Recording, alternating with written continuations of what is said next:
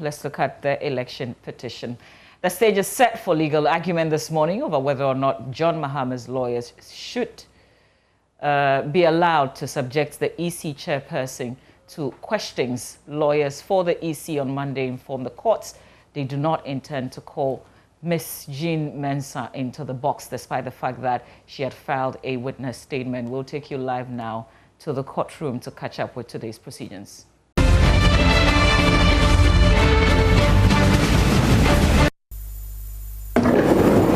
May it please my lords, I appear for the petitioner and with me my learned friend Tony Letha.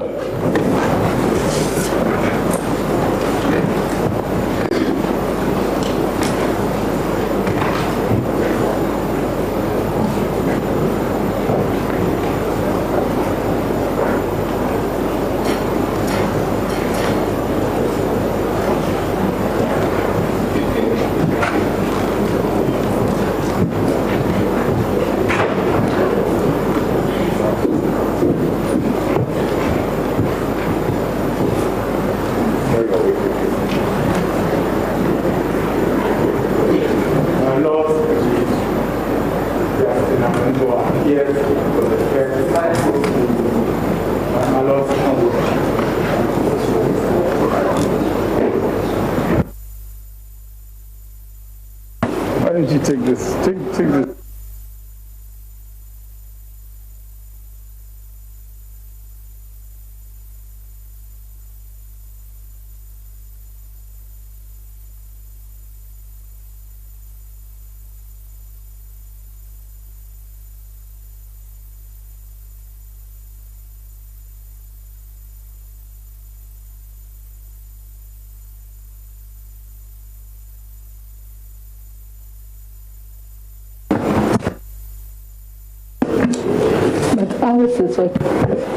Yes, my lords, please, Justin Amenuvo appears for the first respondent with A.A. Somoa Asamoah.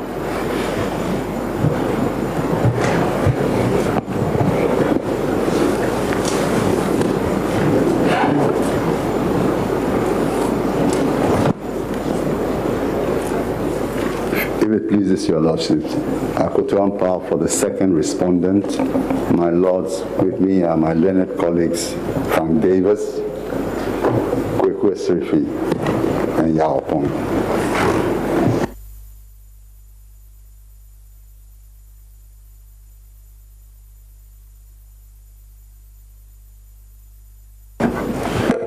Yes, counsel, may we hear you? My lords, I thought you wanted to hear all counsel on the point. Oh, well, in which case I believe it should start from the first respondent. I thought they made their position clear, and then, yeah. Respectfully, your lordships asked that on this matter, which you indicated you had not anticipated. No, okay, thank counsel. Okay. Yes, and that is. My lords,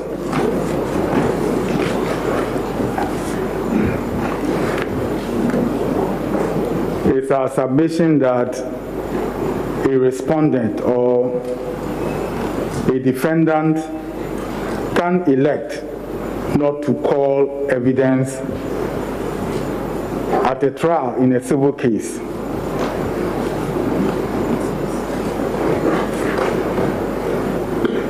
My lords,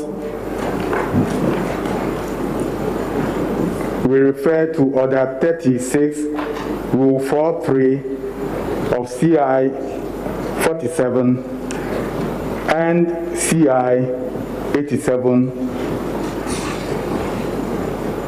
Tray E sub 5. My lords, Order 36, Rule 43. Of CI 47, and my lords,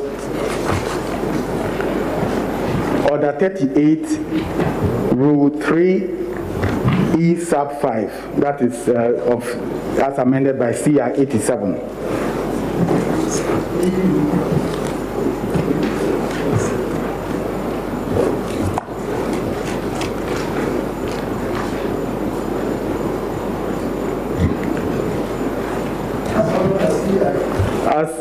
amended by CI 87, my lords. My lords, we also rely on section 62 of the Evidence Act, NRCD 323. Thus, with your kind permission, if I may read section 62 sub 2. If a witness who has testified is not available to be examined by all the parties to the action who choose to attend and examine, and the unavailability of the witness has not been caused by any party who seeks to cross-examine the witness, the court may, in its discretion, exclude the entire testimony or any part of the testimony as fairness requires. My lords, the Evidence Act. Yes, my lords. What is the relevance of this? My lords, the point I chose to make with this section is that even if a witness enters a witness box. Yes, very well. To a situation that at the end of the evidence of the plaintiff or the petition, the defendant or respondent can lawfully elect not to prefer any evidence in the case. That is the issue before us. And my lords, I made that point yesterday, and it is the case for the first respondent that having heard the evidence of the witnesses of the petitioner and the cross-examination by us, it is a humble submission that we do not require any further evidence for this court to determine this matter. And therefore, we do not intend to call evidence. Lords, I wish to refer your lordships to the case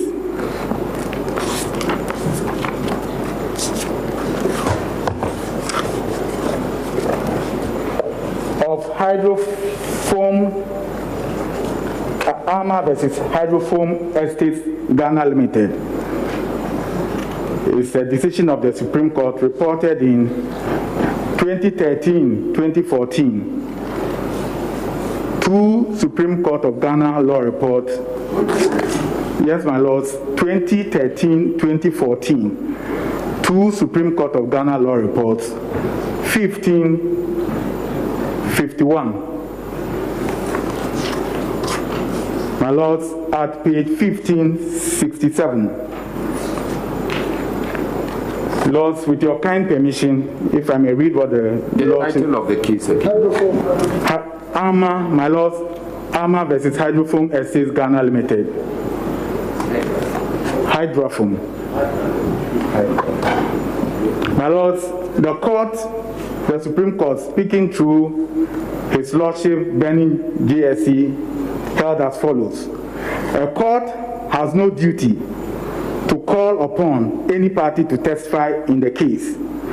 The court acts as an umpire and only hears such evidence as the parties will prefer.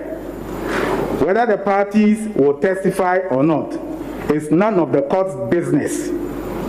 Indeed, for a court to insist that the party should testify would amount to the judge descending into the arena of conflict. After determining the tribal issues, the trial court leaves the field clear for the parties themselves to decide who will testify. We know of no law or rule which entitles a court to call upon a party to testify in the action. If such a law or rule does exist, we would venture to say that it is inapplicable under our legal dispensation, my lords.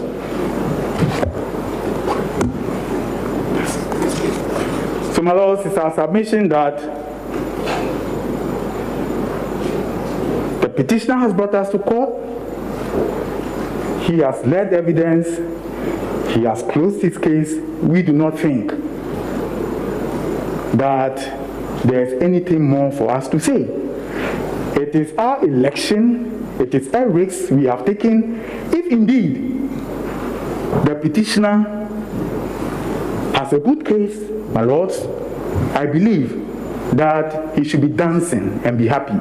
It's our submission that the position that we have.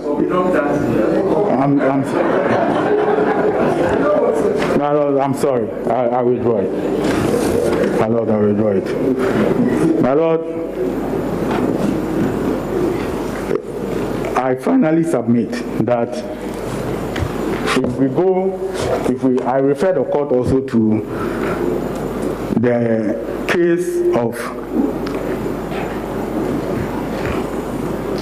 Presidential Election Petition, Special Edition. That's the first one. My lords, the main judgment is reported in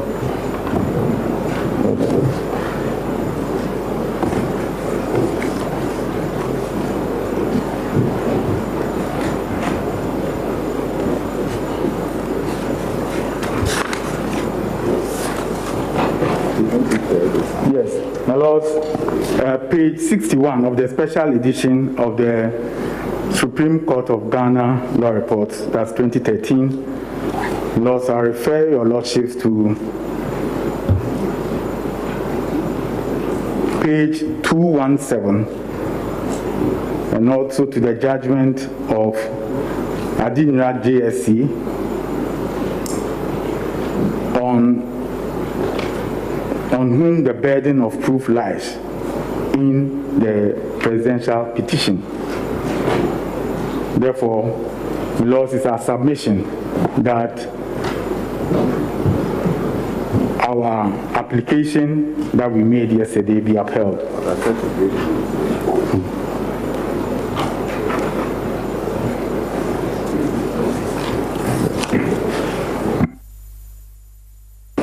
No. Okay.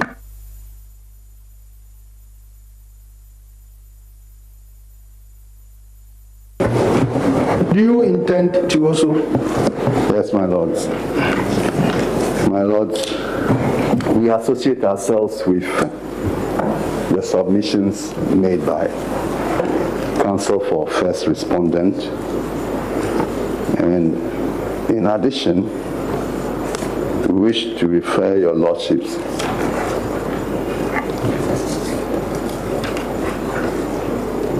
to the case of Joseph Akunu Bafo and two others versus Lawrence Buaku, Supreme Court of Ghana Law Reports. Akotombo, could you kindly spell Akunu Bafo, Akunu for me? Akunu is AKNU dash Bafo, BAFFOE, and two others versus Lawrence Buaku, Supreme Court of Ghana Law Reports, 2013, 56, where the court held, referred to the Agbosu and others versus Kote and others, 2003, 2005, one Ghana Law Reports, as follows. A litigant who is a defendant in a civil case does not need to prove anything. The plaintiff who took the defendant to court has to prove what he claims he is entitled to from the defendant. At the same time, if the court has to make a determination of fact or of an issue, and that determination depends on evaluation of facts and evidence, the defendants must realize that the determination cannot be made on nothing. If the defendant desires the determination to be made in his favor, then he has the duty to help his cause or case by adducing before the court such facts or evidence that will induce the determination to be made in his favor. And this is the important section. The logical consequence to this is that if he leaves no such facts or evidence, the court will be left with no choice but to evaluate the entire case on the basis of the evidence of the plaintiff. My Lord, so when we elect not to adduce evidence, we do so at our own risk and will fall on the sword if, after evaluating the evidence of the plaintiff or the petitioner in this case, the court comes to the conclusion that the plaintiff has met his burden of producing evidence and burden of proof. So, my lords, we believe that the petitioner ought to be very happy that the case will be determined on his evidence, including his evidence in chief and the evidence elicited from him during cross-examination. My lords, but petitioner did not give evidence. Yes, the witnesses. Should be happy, but the petitioner should be happy because his case, as advanced by his witnesses, is the matter before the court, together with evidence we have elicited from him, from the witnesses, in the course of cross-examination. So we think that our decision works in favor of the petitioner. And in any event, the petitioner cannot, by law, compel us to enter the witness box and adduce evidence. My lords, we would also wish to observe that the English cases, the English case of Alexander versus Raisin, that counsel Raisin, R-A-I. We simply adjourned today for you to advance arguments. So we are opening the answers. So it should be presumed as yes, okay. Very well. Where is that, Alexander? Now, Spell Raisin. Alexander Raisin.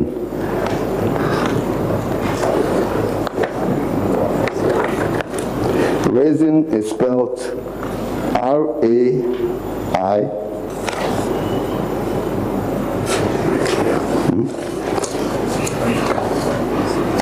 S-A-N S-O-N, sorry. Unless you're abandoning your reference to it, you have to give us that citation.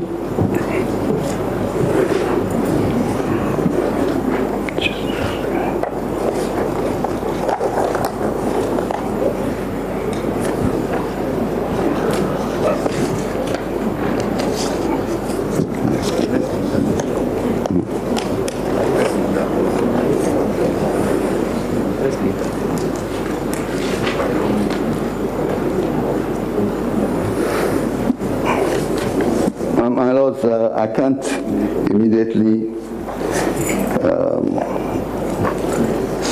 identify the citation. But my lords, the main point we wish to make is that the English civil procedure rules make provision that the party that seeks to party that seeks to raise or notify the court that it does not intend to adduce evidence must do so timeously.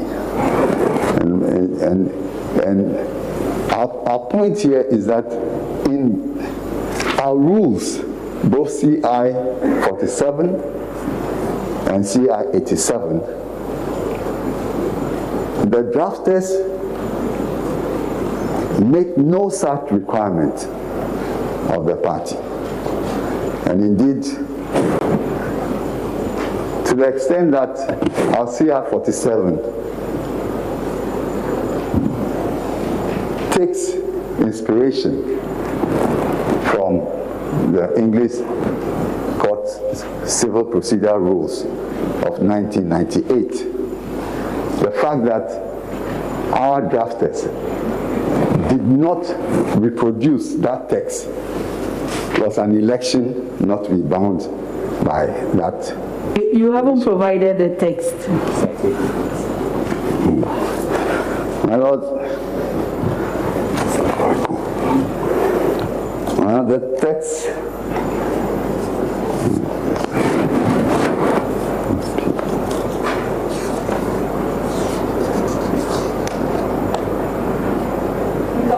if you will not provide it. Yes, my Lord. My Lord, the case of Alexander Raisin is reported in King's Bench Reports, 1936, Volume 1, at 169. 1936, my lords. 169. And my lords, since Alexander and Raisin, there have been various commentaries and decisions commenting on that decision. And my lords, it is our submission that the English courts have currently moved to a position where they recognize that a submission of no case may be entertained. A submission of no case by a defendant may be entertained by the court, even in a situation where there's no jury. But my lords, for us the significant point here is that for now, we have not indicated to the court that we'll be making a submission of no case. So those series of authorities cited in support or submission of no case, my lords, will not apply. We do not think those authorities will apply in this situation. Our position and submission is that the petitioner has adduced evidence and closed his case. We have taken the position that in our assessment, they have not discharged the burden of proof and the burden of producing evidence. And therefore, we will not lead any further evidence. And the court will determine the case which has closed on the basis of the evidence before it. So, my lords, we are of the view, especially in the light of the provisions of CI 87, that we are entitled not to adduce any evidence. We are entitled not to call any witness, and all that the petitioner may do, if he so wishes, is to tender our witness statement as hearsay evidence. Unfortunately for the petitioner, he has closed his case. So he cannot even do that. Accordingly, we pray that our prayer to elect not to adduce evidence be upheld. We pray accordingly.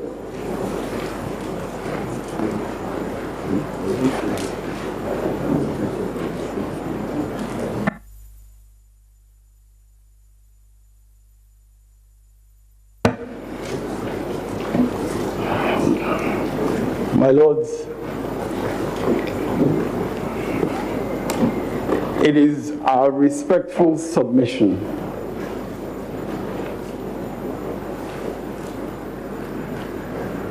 that the first and the second respondents have in fact adduced evidence in this case. My lords, let's be perfectly clear. Let's be perfectly clear what we are seeing here, what we are dealing with here before our very eyes. The first respondent has put in a witness statement. And my lord, I will first like to concentrate on the first respondent. And then at the end, I will make a few remarks about the second respondent, because I think the first respondent is at the heart of this case. So what is clearly before us is that the first respondent has put in a witness statement signed by its chairperson, Mrs. Jean Adukwe-Mensah, who is a returning officer, the constitutionally designated returning officer of the election, who also signed the constitutional instrument under which the election took place, CI 127. An instrument which places specific duties on her and her alone. She it was who also signed the answer to the petition on behalf of the first respondent. In respect of the answer, she signed an affidavit of verification. In respect of the witness statement, she signed a statement of truth. All these and more affidavits of Mrs. Jean Adukwe-Mensah that we shall refer to later in our submissions are before this court already.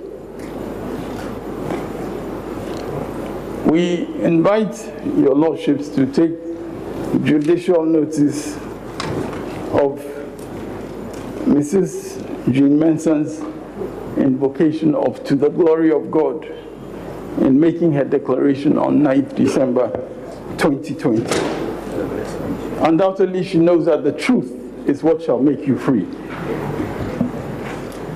Yet, instead of coming into the witness box for the truth to make her free, her counsel is in effect saying to this court that she will not mount the witness box. Your lordships will note that counsel for the first respondent is not seeking to withdraw the answer of first respondent with affidavit of verification that has been sworn by the chairperson. Counsel for the first respondent is not seeking to withdraw her witness statement either. In fact, I heard just a moment ago that it is being proposed that we should put it in by way of hearsay statement and all that. This has nothing to do with hearsay anyway. My lords, I never said they should put it in, with all due respect.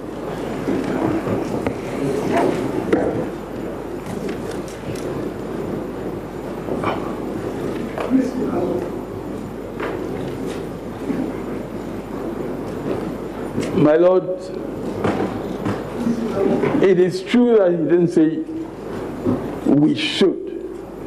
I believe he said we are entitled to or able to. So if I said should, let me correct myself out of deference to the correct language that he used.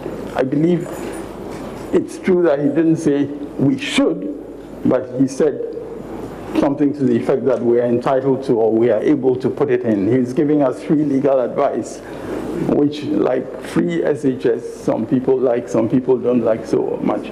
But anyway, my lords, the point that I just made by the side is that that offer of, free advice about tendering as hearsay is frankly, is legally meaningless as far as we are concerned. So counsel for the first respondent is not seeking to withdraw her witness statement. Counsel is simply announcing at the end of the case for the petitioner that first respondent is not going to call the witness who had submitted a witness statement. That's the chairperson of first respondent who submitted the witness statement, who is the returning officer for the presidential election, and the constitutionality of whose declaration is at the heart of this case.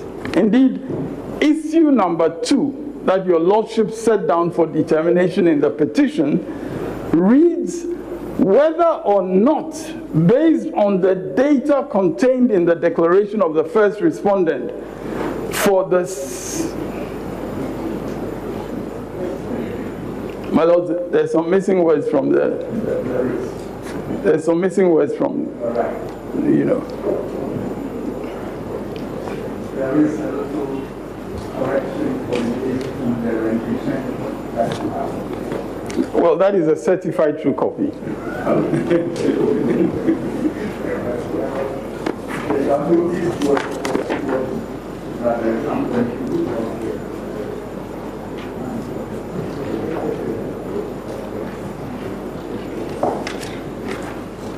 So my lord, let me proceed, and we can later sort out what is missing. I think the point I'm making is quite clear, that the issue number 2, whose formulation will be clarified in due course, that issue relates to what was done in the declaration on the 9th of December. There's only been one declaration. That issue relates to that declaration.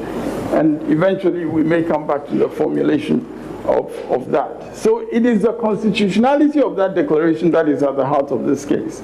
And that is reflected in issue number 2. And in our respectful submission, what is being put before you now is not only an affront to justice, but it is not in accordance with the rules of this court, and we respectfully submit it must not be countenanced by this court. Now, counsel seeks to rely on Order 36, Rule 4.3, and also CI 87, and then eventually the Evidence Act. And I wish to go through those provisions. CI 47, Order 36, which comes, as was rightly pointed out, it comes in a part of the rule, the order, which is headed Order of Speeches. And the head note, for what it's worth, says Order of Speeches. Rule 4.3 provides quite simply, where the defendant elects not to adduce evidence, where the defendant elects not to adduce evidence, the defendant may, after the close of the plaintiff's case, open the case of the defendant, and after the evidence on behalf of the defendant has been given, close the defendant's case, at the close of which the plaintiff may make a speech in reply. Now, my lord, it is clear that in that provision, it goes beyond just order of speeches and so on, which is the point I was making yesterday. But the whole order is proceedings at trial. Yes, but my Lord, we are dealing with Order 3643. And I'm submitting that if you look at the dispositive part of that Rule 4.3 makes it clear that that rule has nothing to do with what is being proposed before you. That Rule 4.3 is saying where the defendant elects not to adduce evidence, then whether or not the defendant has, in the course of cross-examination of a witness or the plaintiff or otherwise put in a document, the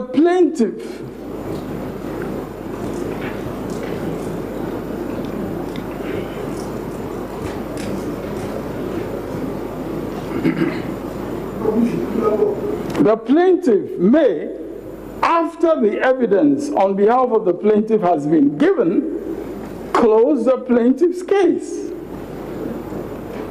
And the defendant may then state the case of the defendant.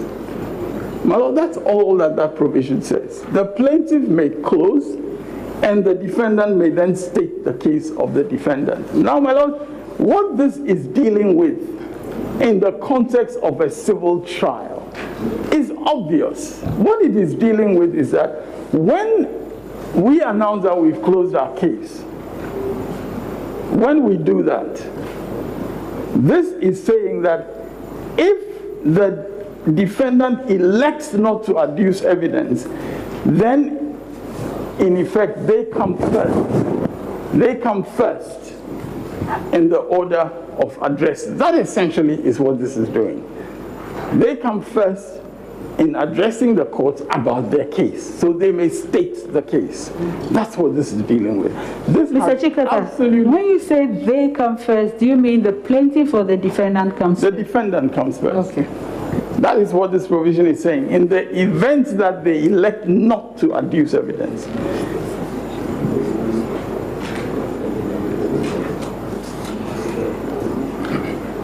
Now, my lords,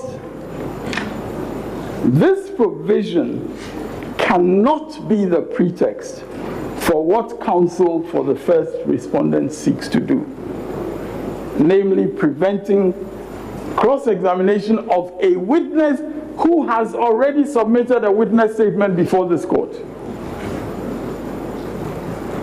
And that witness statement was submitted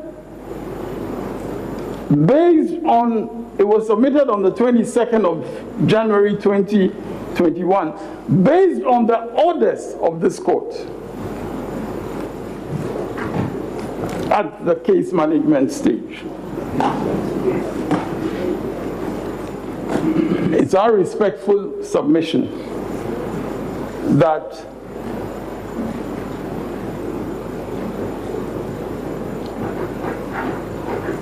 by filing its witness statement, the first respondent has clearly crossed the bridge as far as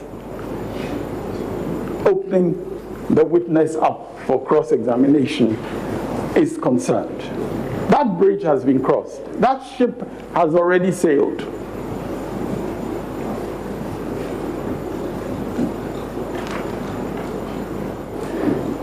My lords,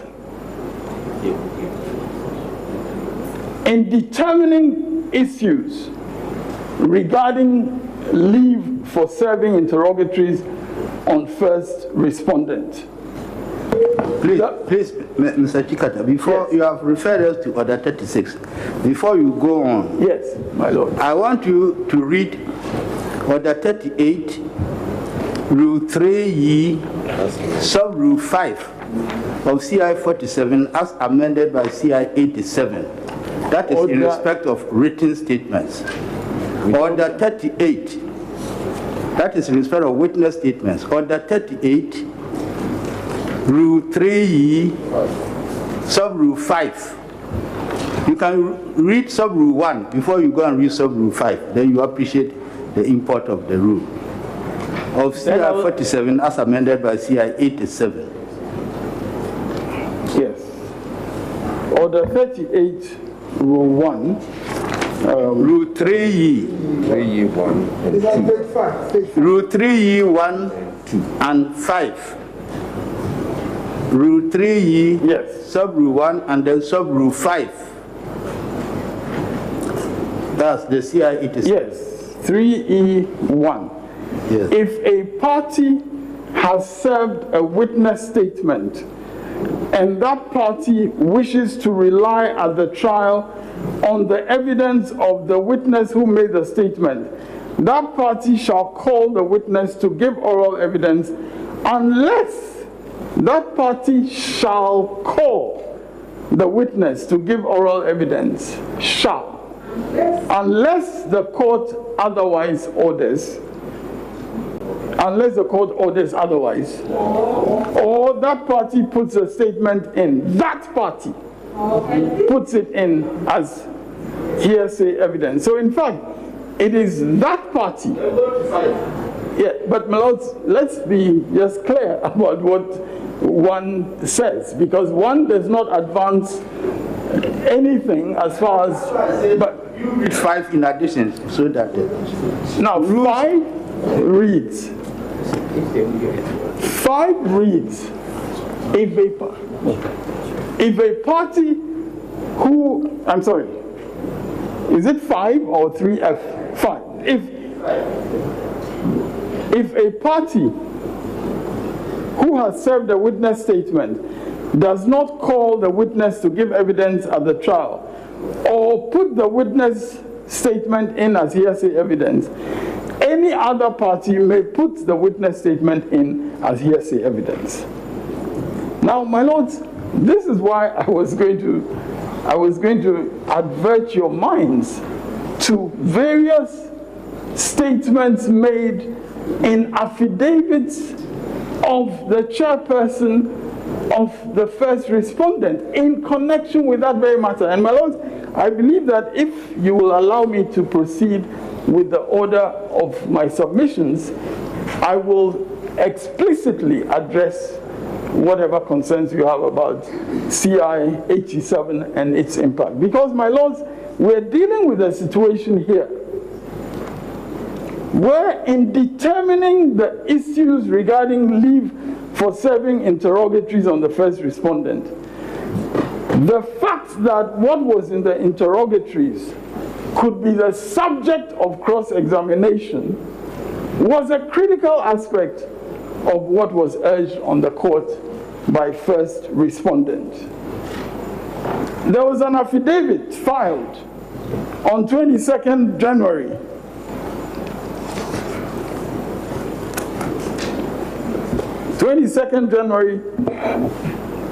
2021 by the chairperson in opposition to a motion for review of the court's refusal to allow for interrogatories to be served.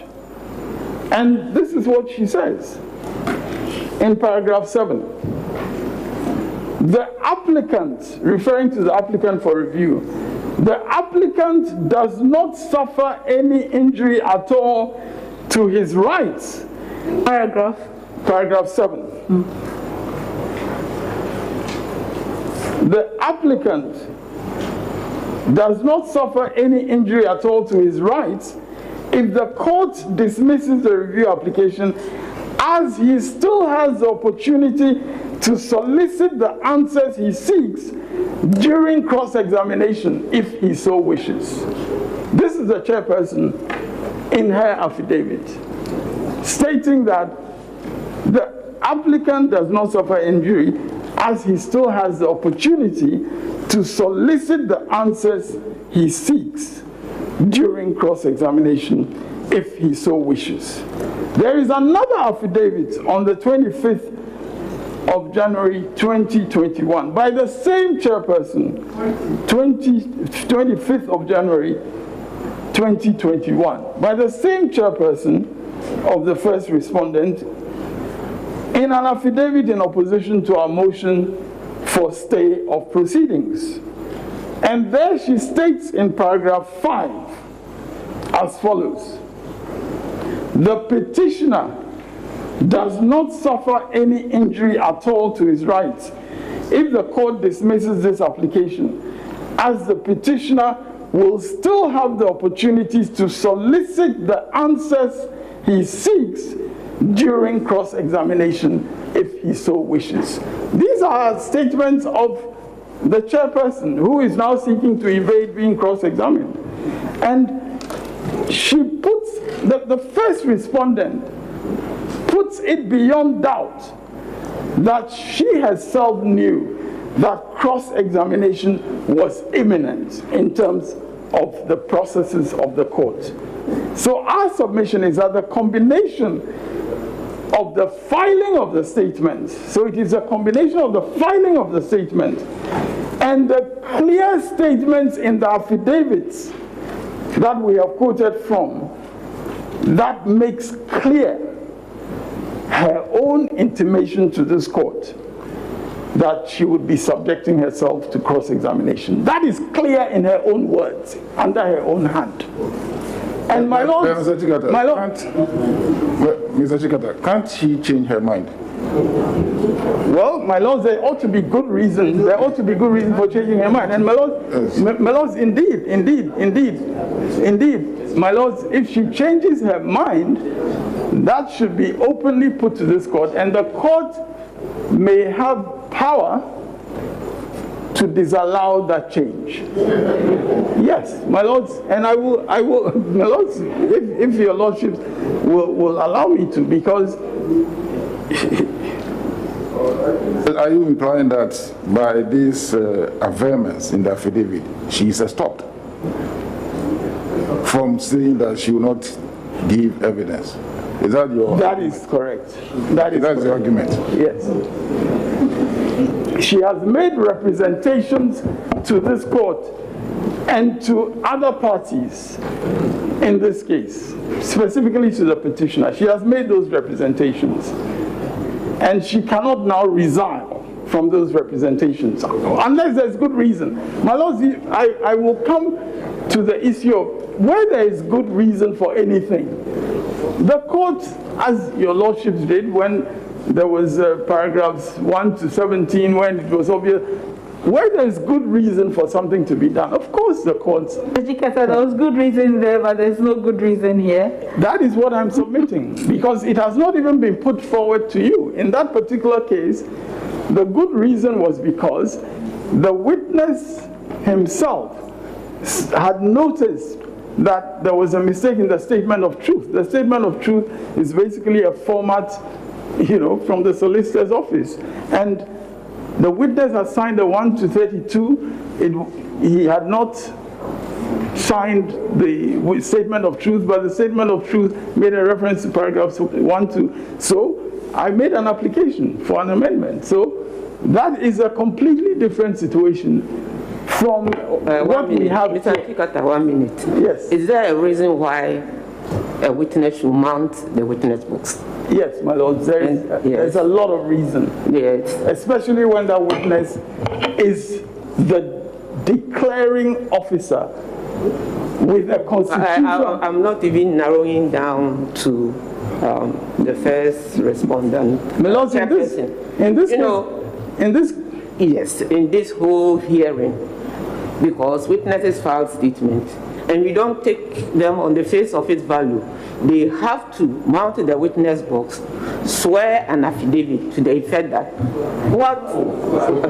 swear an oath to the effect that what is contained in my witness statement, is the truth.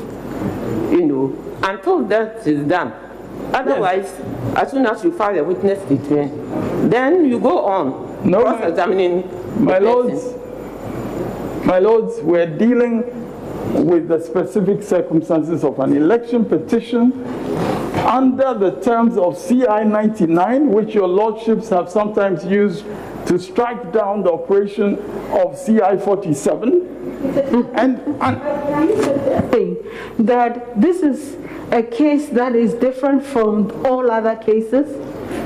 Your lordships have said so, that CI 99. But what is there in CI 99 that suggests that witness statements automatically become statements on oath? There is in fact nothing in CI 99 about witness statements, as your ladyship knows. There is nothing about witness statements.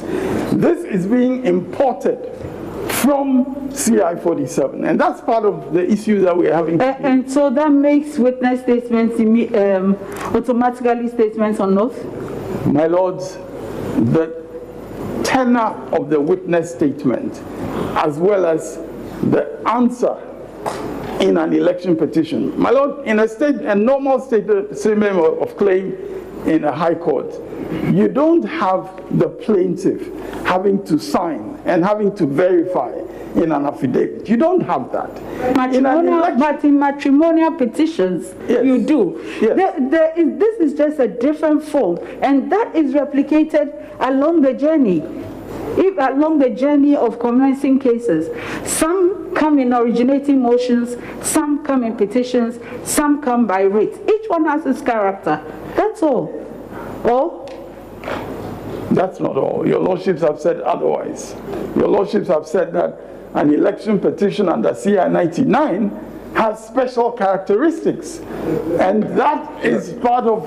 Yeah, so Mr. Kika, that changed the law on witness statements, because we know witness statements are potential evidence. My potential. That is why the statement of truth is there. So long as it is not sworn, it's not a sworn statement, it can't be evidence. My lord, and you know, judicial decisions are based on evidence. My lord, judicial taking, where the witness comes to the box and takes the oath. My lords, this is why I'm drawing your attention to the difference in the election petition case, where the answer, the petition and the answer are signed. In this case, the chairperson signed the answer and signed a statement of an affidavit of verification. And not only that, she also signed the witness statement with a statement of truth. As her potential, potential evidence. It's not potential. It is, because it's no evidence. My lord, it is not potential evidence, and I shall... They are generic forms. Very well. Whether or not a witness is evidence. No, if you look at... My lords, that's not what we need to. We ought to agree whether the filing of a witness statement means an election to adduce evidence. That's what we need to agree on. If it's an election to adduce evidence, if you look at is it an election? That's what we have to agree on. Can you look at Order 38 Rule 3E2? Now, my lords, it would actually have been useful. Please, can you look at that? Can you look at that so that very well. It would have been useful for me to respond to what they provide. No. And then you can put, but very well, 38 Rule 3, 38 3. 3E2. 3E2. Rule Order 38. The same rules that were the two. The same rules that we were earlier on referring to. This is CI 87. 87, yes. Very well. 38 Rule E, 3E, sub Rule 2. Now this is your lordship is referring to CI 87? 87, yes. 87. And this is under general rule. Is that it? No. Use a trial of witness statements. This trial witness statements. So let me read. Page 4. Where a witness is called to give oral evidence under sub Rule 1, the witness statement of that witness shall stand as the evidence in chief of that witness, unless the court otherwise orders. Yes. So it is only when the person is called upon to give evidence, then his witness statement becomes his evidence in chief. My lord, the mere filing of a witness statement does not constitute evidence. My lords, it constitutes an election.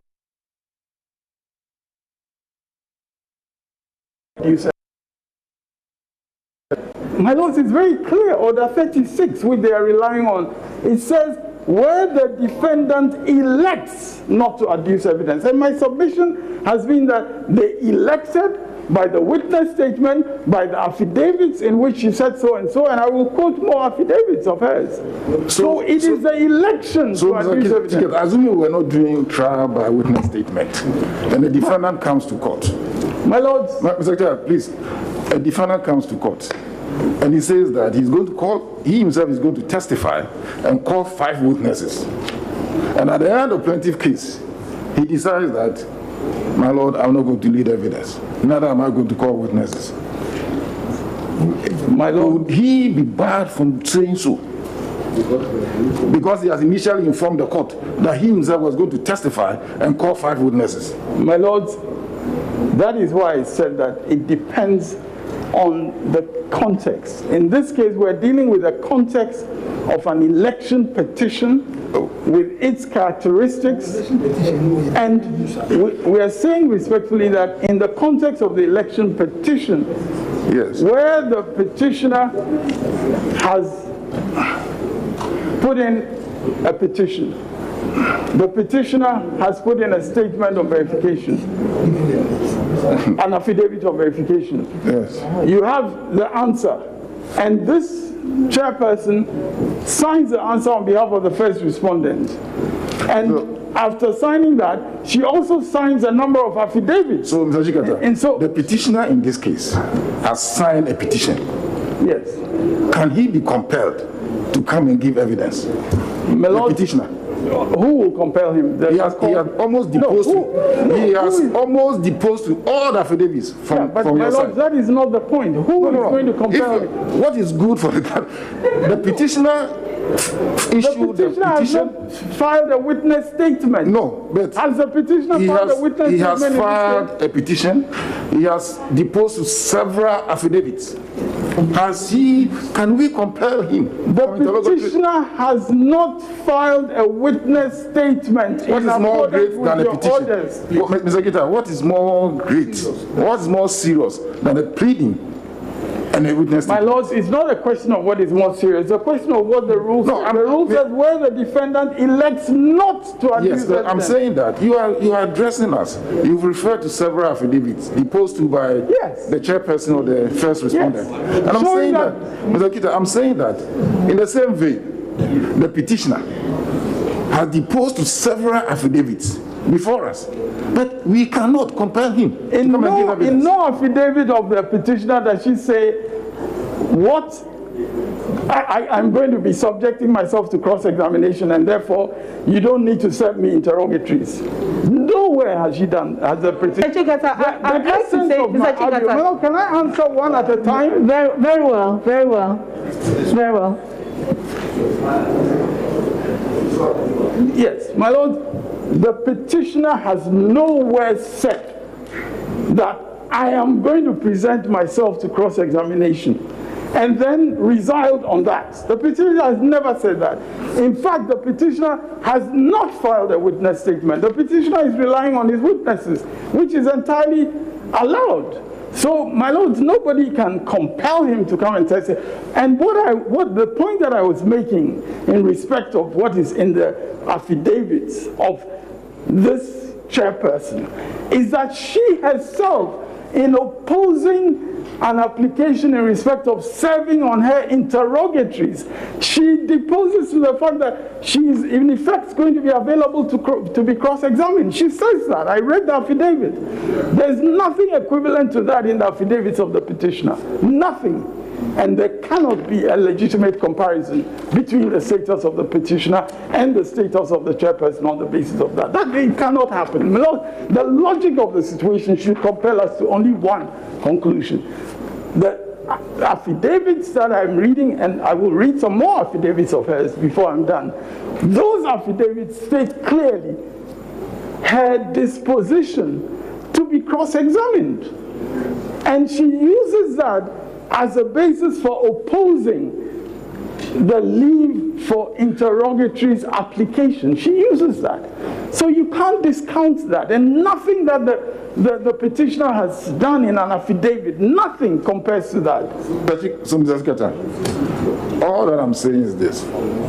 If a party comes to court and informs the court that he's going to give evidence himself and call 3 witnesses, and later on he changes his mind, that because of certain things that are happening, I don't intend to lead evidence, neither do I intend to call witnesses, is the party bound? Or can the court compel that because of the statement that he made? My Lord, can he be compelled to testify? My Lords, what I've stated clearly is that Order 36, Rule 4.3 is clear in its terms. Where the defendant elects not to adduce evidence, and so and so. And my Lord, I have said that in this case, this respondent, this first respondent, has elected, and he's elected both by filing the witness statement, and also he is elected by her affidavit, in which she was rejecting our request for certain information to be provided by her, and she was in effect saying to us, wait, when I'm being cross-examined, you can put it to me. That's the effect of what she says in her witness, in her affidavits. That's the effect. So you can't change his mind. Yeah, my Lords, that's why I said if she changes her mind, there are proper ways to effect that. At the moment, we do not have that situation. And my Lords, I will respectfully further indicate that the dispositive part of Order 26, Rule 4.3 has nothing to do with what is being done before you. That dispositive part just says the plaintiff may, after the evidence on behalf of the plaintiff has been given, close the plaintiff's case, and the defendant may then state the case of the defendant. That's the dispositive part. It has nothing to do with what has been done. I think my brother on my right referred you earlier on to Order 38, Rule 3E5, who deals specifically with witness statements. CR 87, who deals with specifically with witness statements. And the interpretation that we can put on this witness statement. Yes, my Lords, the 5. So the witness has gone to the witness box and taken the judicial oath. My Lords, with respect, that is an erroneous interpretation. No. With respect, what that rule reads is if a party who has served a witness statement does not call the witness to give evidence at the trial, or put the witness statement in as hearsay evidence, any other party may put the witness statement in as hearsay. So the dispositive part of that is any other party may put the witness statement in as hearsay evidence. That's the dispositive part. So it allows a party not to call a witness who has filed a witness statement. No, my Lords, that cannot be the proper interpretation. It says if a party, my Lords, it says if a party who has served a witness statement does not call the witness to give, yes. My Lords, Can decide not to call. My Lords, and please, Mr. Chikata, in your rate, relief 4, the number of witnesses that the petitioner intends to call, 5. Eventually, you call 2, and then you, with leave of the court, you add 1. But were you going to insist that because you've written in your rate that you will call 5 witnesses, go and bring the 5 witnesses? No, my Lords, that is not the same situation. We had not filed 5 witness statements. We had not filed 5 witness. My Lord, the matter is very clear. We had not filed 5 witness statements. So that analogy does not hold with respect. But I've already told you that, yes, the witness statement may be filed. But until the witness enter into the witness box and swear an oath, it is not evidence yet. My Lords, this is not the position that was taken by this Supreme Court in a case Sumaila Bill versus Adamu Dramani and the Attorney General. That position that your ladyship has expressed was not the position taken. Now, what was the, may I? In that case? as far as I know, it's unreported. It's written number no, J. It's reported. Very well. I don't have the report, but I have the ruling. I think 2020, My Lord, may I read from, may I read, yes, but my Lord, may I read and then we can discuss what the impact of CI 87 is on that matter. Okay, so read number J1/2/2010. The ruling is delivered on 23rd May. Yes, my Lord, it's 2012. Yeah. 1 Supreme Court of Ghana law reports at 370. And my lords, I'm well aware that CI 87 was not in force at that time, but CI 47 was in force. And my lords, the portion of His Lordship Justice, and my lords, it was a panel that consisted of Dr. Datseban, Justice of the Supreme Court, Ansa Adinywa Owusu, Miss Doche Yeboah JSC, as your Lordship then was, as you were then, Bafo Boni JSC, Badegbe, and Akuto Bamfo. And my lords, this is what, no, that's not very important.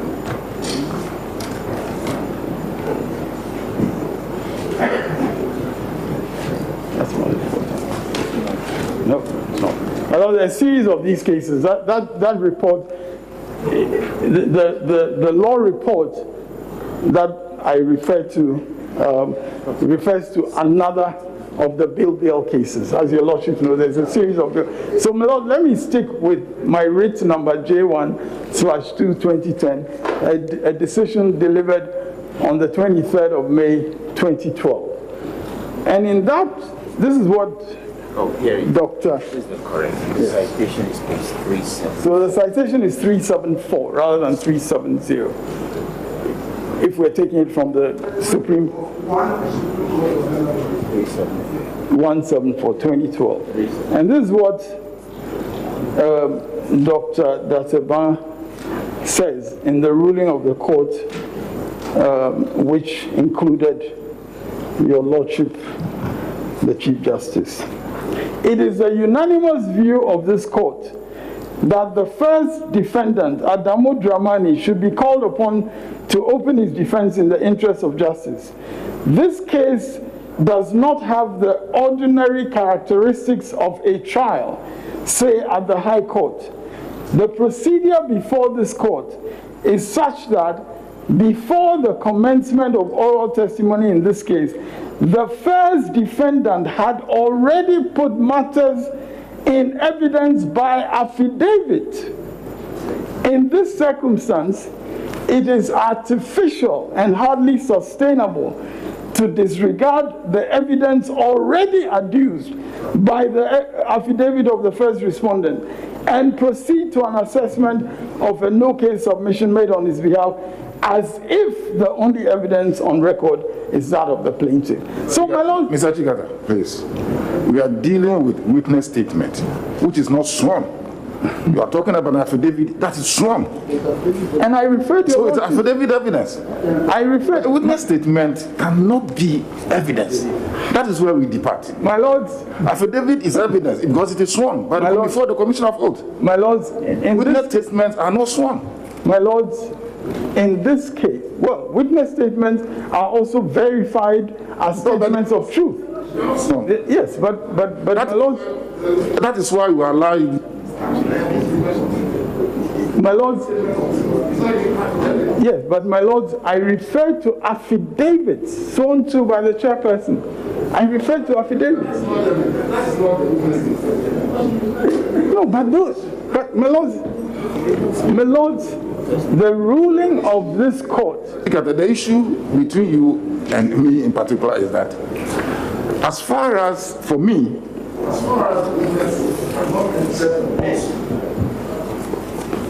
we take the judicial oath, the oath to speak the truth.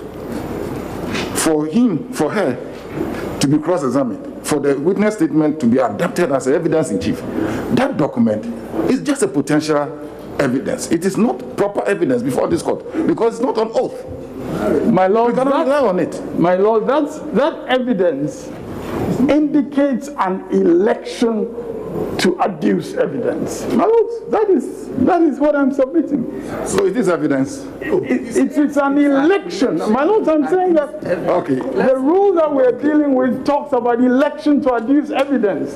And I'm saying it's an election to adduce evidence. So my Lords cannot keep going back to the issue of whether it has been, sworn or not, because the order that we are dealing with, according to the argument of counsel for the first respondent, is an order where he is reading where the defendant elects not to adduce evidence. That is the material basis on which he is putting forward his submissions to you. And your lordships are taking me away from the language of that order where you elect to adduce evidence, and your lordships are going into an issue of where he has called the evidence. But those are two different scenarios.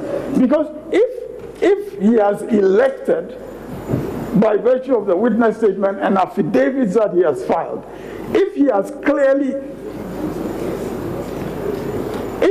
clearly elected, then that Order 26, Rule 4.3 cannot apply because of his election. That's the point I'm making. So the dispositive part of 36, Rule 4.3, that dispositive part will not come into operation. And I'm saying further that in any case, that dispositive part of that Order 36, Rule 4.3 does not have the consequence that he's attributing to it. And I'm further submitting that all these questions about whether this particular witness state, or whether in general terms a witness statement means that he cannot change his mind or not, all those do not address what the terms of Order 36 are, because Order 36 is talking about electing not to adduce evidence. Electing not to adduce. May I seek a clarification, and maybe it will help us to move forward.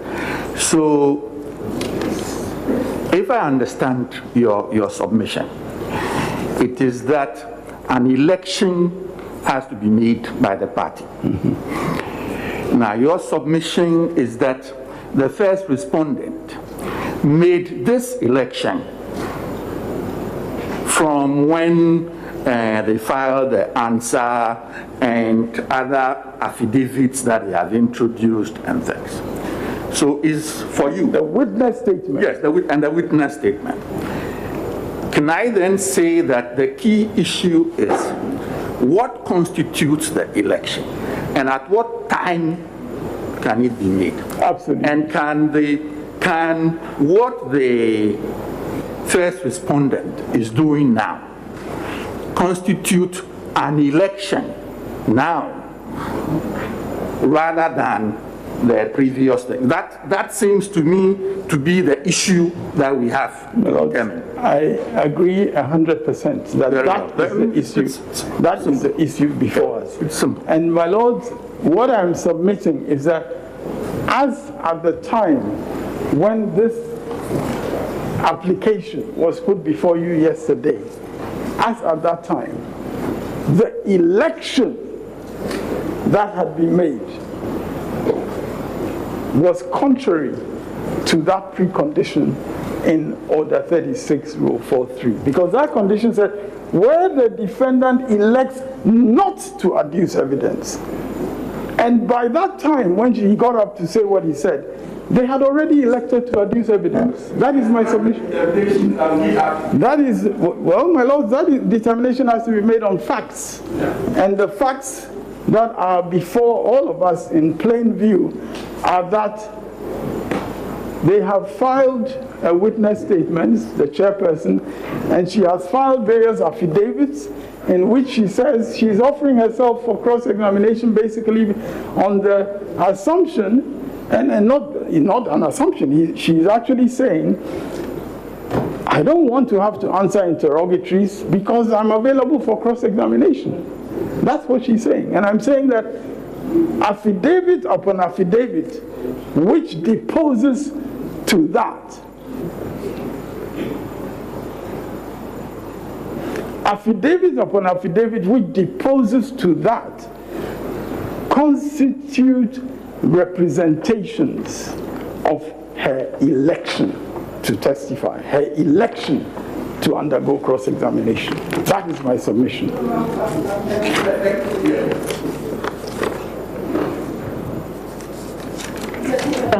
Yes. The point I needed or I wanted to you to address is the point at which here witness statements are filed.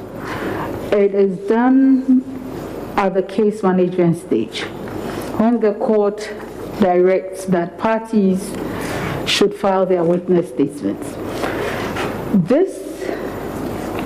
This case management stage is a process for ensuring that the case can move expeditiously. Is that not the situation? So with that direction, following that, no party can change their mind? Well, they can ask for leave to. They can ask for leave where they need to change their mind. They can ask for leave. Thank you. In this case, we do not have an application for leave. In this case, prior to what was represented to you yesterday, as at the time that my learned friend got up to make his submissions, as at that time, my submission is that there had been an election to do the opposite of the precondition in Order 36, Rule 4.3, where the defendant elects not to adduce evidence. And respectfully, all the material that is before this court in plain view, as I indicated, all that material is that there was an election to testify. There was an election to adduce evidence. And that was also included. That was also included.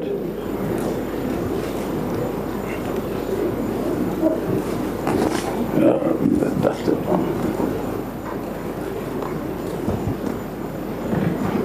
That election. Yeah, page. Yeah.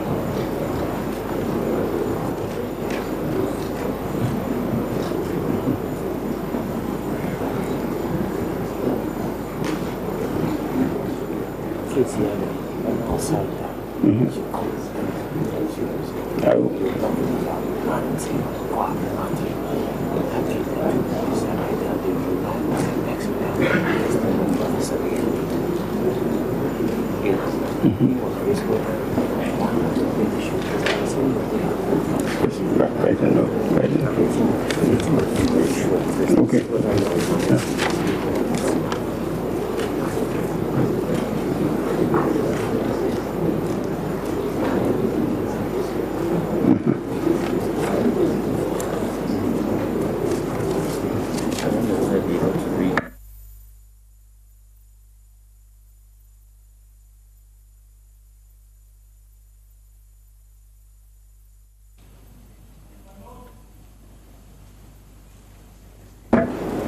My lords, another significant passage in the decision in Biel and Dramani is a passage at page 377 where, after referring to the English authorities, including Alexander and Raytheon. Can I have back my? Yeah. Okay. Yeah. Okay.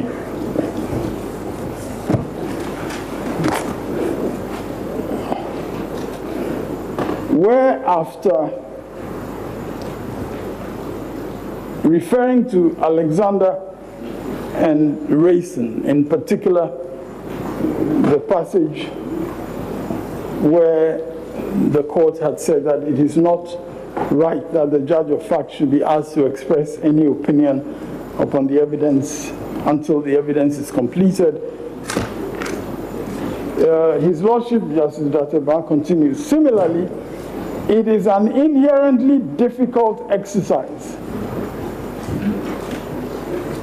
to ask this court, in this case, to disregard evidence put in play by the first defendant's affidavit and to rule on his submission of no case as if the only evidence on record is that of the plaintiff. That is why we consider that the interest of justice would be best served by hearing whatever evidence the first defendant wishes to offer in his defense. The interest of justice would be best served by hearing whatever evidence the first defendant wishes to offer in his defense.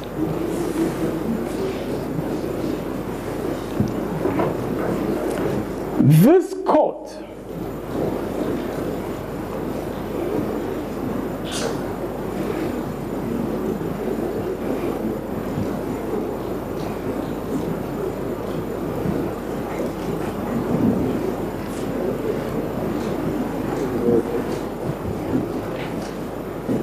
court can then make up its mind in relation to all the facts at the end of the trial. My lords, respectfully, this wisdom of His Lordship Justice Dateba is particularly germane to this case, where it is the chairperson of the Electoral Commission who is not only the returning officer, but in whose bosom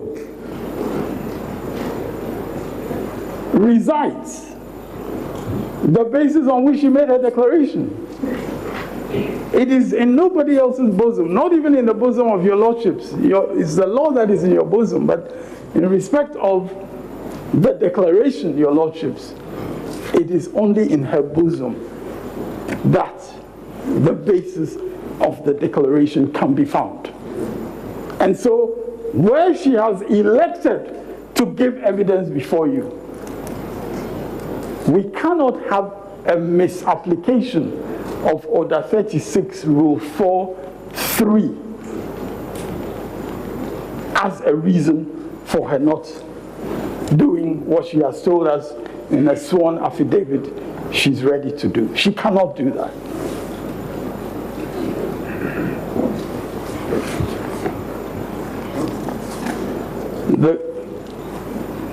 The God to whose glory she announced she was doing what she was doing is a God of truth.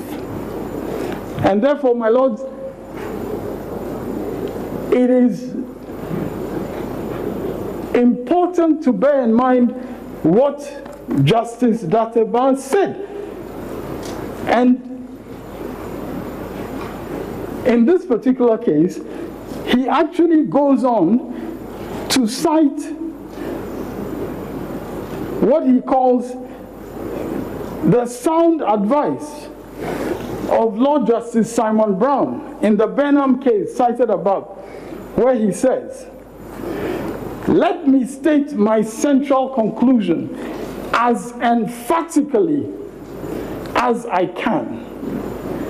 Rarely, if ever, should a judge trying a civil action without a jury entertain a submission of no case to answer." That clearly was the court's conclusion in Alexander and Rayson, and I see no reason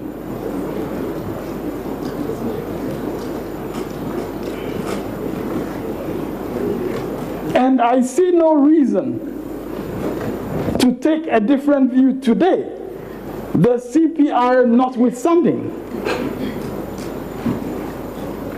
Almost without, and that is a reference to the CPR, of course, in England. Almost without exception, the dangers and difficulties involved will outweigh any supposed advantages. Any temptation, that's the last word, any temptation to entertain a submission should almost invariably be resisted. Now, my lords, it is therefore my submission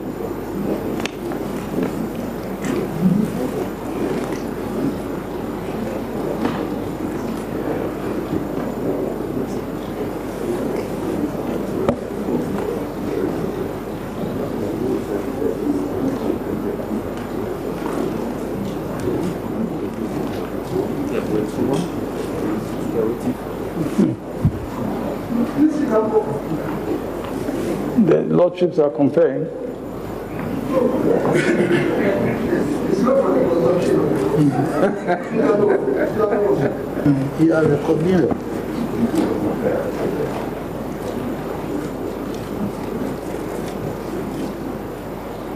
My lords, my respectful submission is that exactly as in the Bill decision of the Supreme Court, the interests of justice at a minimum required this court to do exactly what was done in the Bill case. Tikata, sorry for interrupting your submission. In that case, if my memory serves me right, they have come to court and made a submission of no case. And what we read was a ruling. In this case, there is no submission of no case. They are opting. It's an option. They are electing not to give evidence. So let us be very clear. Yes, my lords. My lords, I'm very clear in my mind about what happened in the Bill case. I'm very clear in my mind about that. And I'm very clear in my mind that in that case, the plaintiff went to court seeking an enforcement of a provision of the Constitution in respect of the eligibility, the eligibility of an MP. Parliament. Yes. And my lords, in that case, as your lordship rightly said, there was a submission of no case. But my lords, the reasoning, the ratio decidendi of that case, in my respectful submission, is based on what the interests of justice require. Where a plaintiff has deposed to an affidavit, and in that case it was only one affidavit, and their lordships were saying, their lordships including your lordship the Chief Justice said clearly in that case that in the interest of justice the defendant should testify. That's what your lordship said, and I'm respectfully submitting that that ratio is a ratio that is worth applying in the circumstances of this case. The only difference in the circumstances of this case is that they are relying on Order 36 Rule 43. And in my submission, that Order 36 Rule 43 does not lead to what they're asking for, because... Please, I want to correct us. They are relying on Order 36 and Order 38. Please don't leave Order 38 out, because Order 36 has nothing to do with witness statements. Order 38 is specifically crafted for witness statements. And you are avoiding that. My lords, I'm not avoiding that. My lords, if your lordships are with me that Order 36 Rule 43 is irrelevant, then, my lords, I will indeed address directly what your lordship is claiming that I'm avoiding. I cannot be said to be avoiding it when I referred your lordships to that Rule 5, and I said respectfully that the interpretation that your lordship was putting on that was not, I believe I responded to that. So how can your lordship on the other side say that I didn't respond, I am avoiding 38.5. I responded to your lordship directly. My lords, I don't think it's fair to me to be making that sort of observation. Another difference, another significant difference. But my lord, can my position be accepted that I responded to your lordship? You did. Yes. So how can my lord say that I'm avoiding a particular provision? So that's not right. Yeah. Look at that.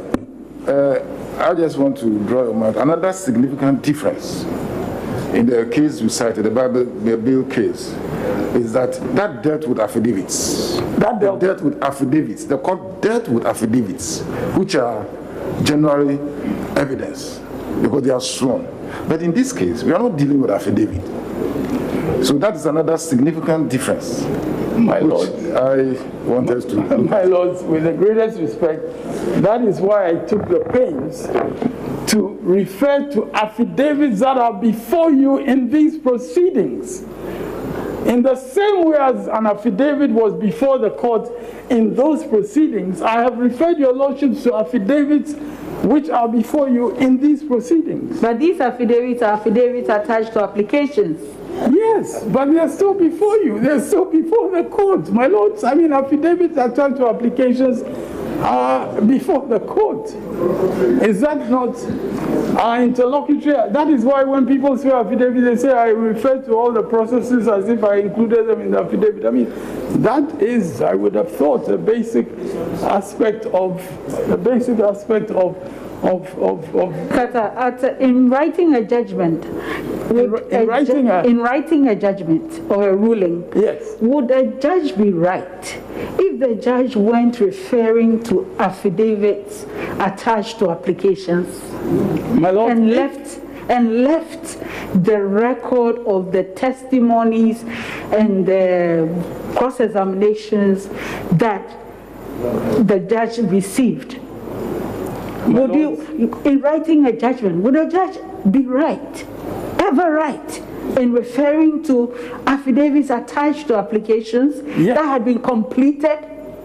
Yes, my lord, the judge, I not ignore. I never said that they should ignore. I said that you can refer to those affidavits. My answer to your specific question, my lady, is that you can, for instance, if something that was in testimony is contradicted by something that she filed in affidavit, on oath, that is a matter that can be referred to, and that is a matter indeed upon which there can be cross-examination. There can be cross-examination on those matters. That's mixing. That's totally mixing. Totally what? Mixing. If you have interlocutory applications and they're done with, you can mix them with the evidence taken at trial. Lord, you know that. It's not a question of mixing them. You always have available a record. And if in that record there are affidavits in which statements have been made, they are on oath, and you are entitled to refer to them. That's exactly what their lordships did. In that Bill case, it had not got to the, I mean, what was stated in the affidavit has not been stated in the witness box. What was stated in the affidavit had not been stated in the witness box. It's a trial on affidavits. In the Bill case, trial on affidavits. Yes, but that's what I... So they were perfectly right. My laws were perfectly right.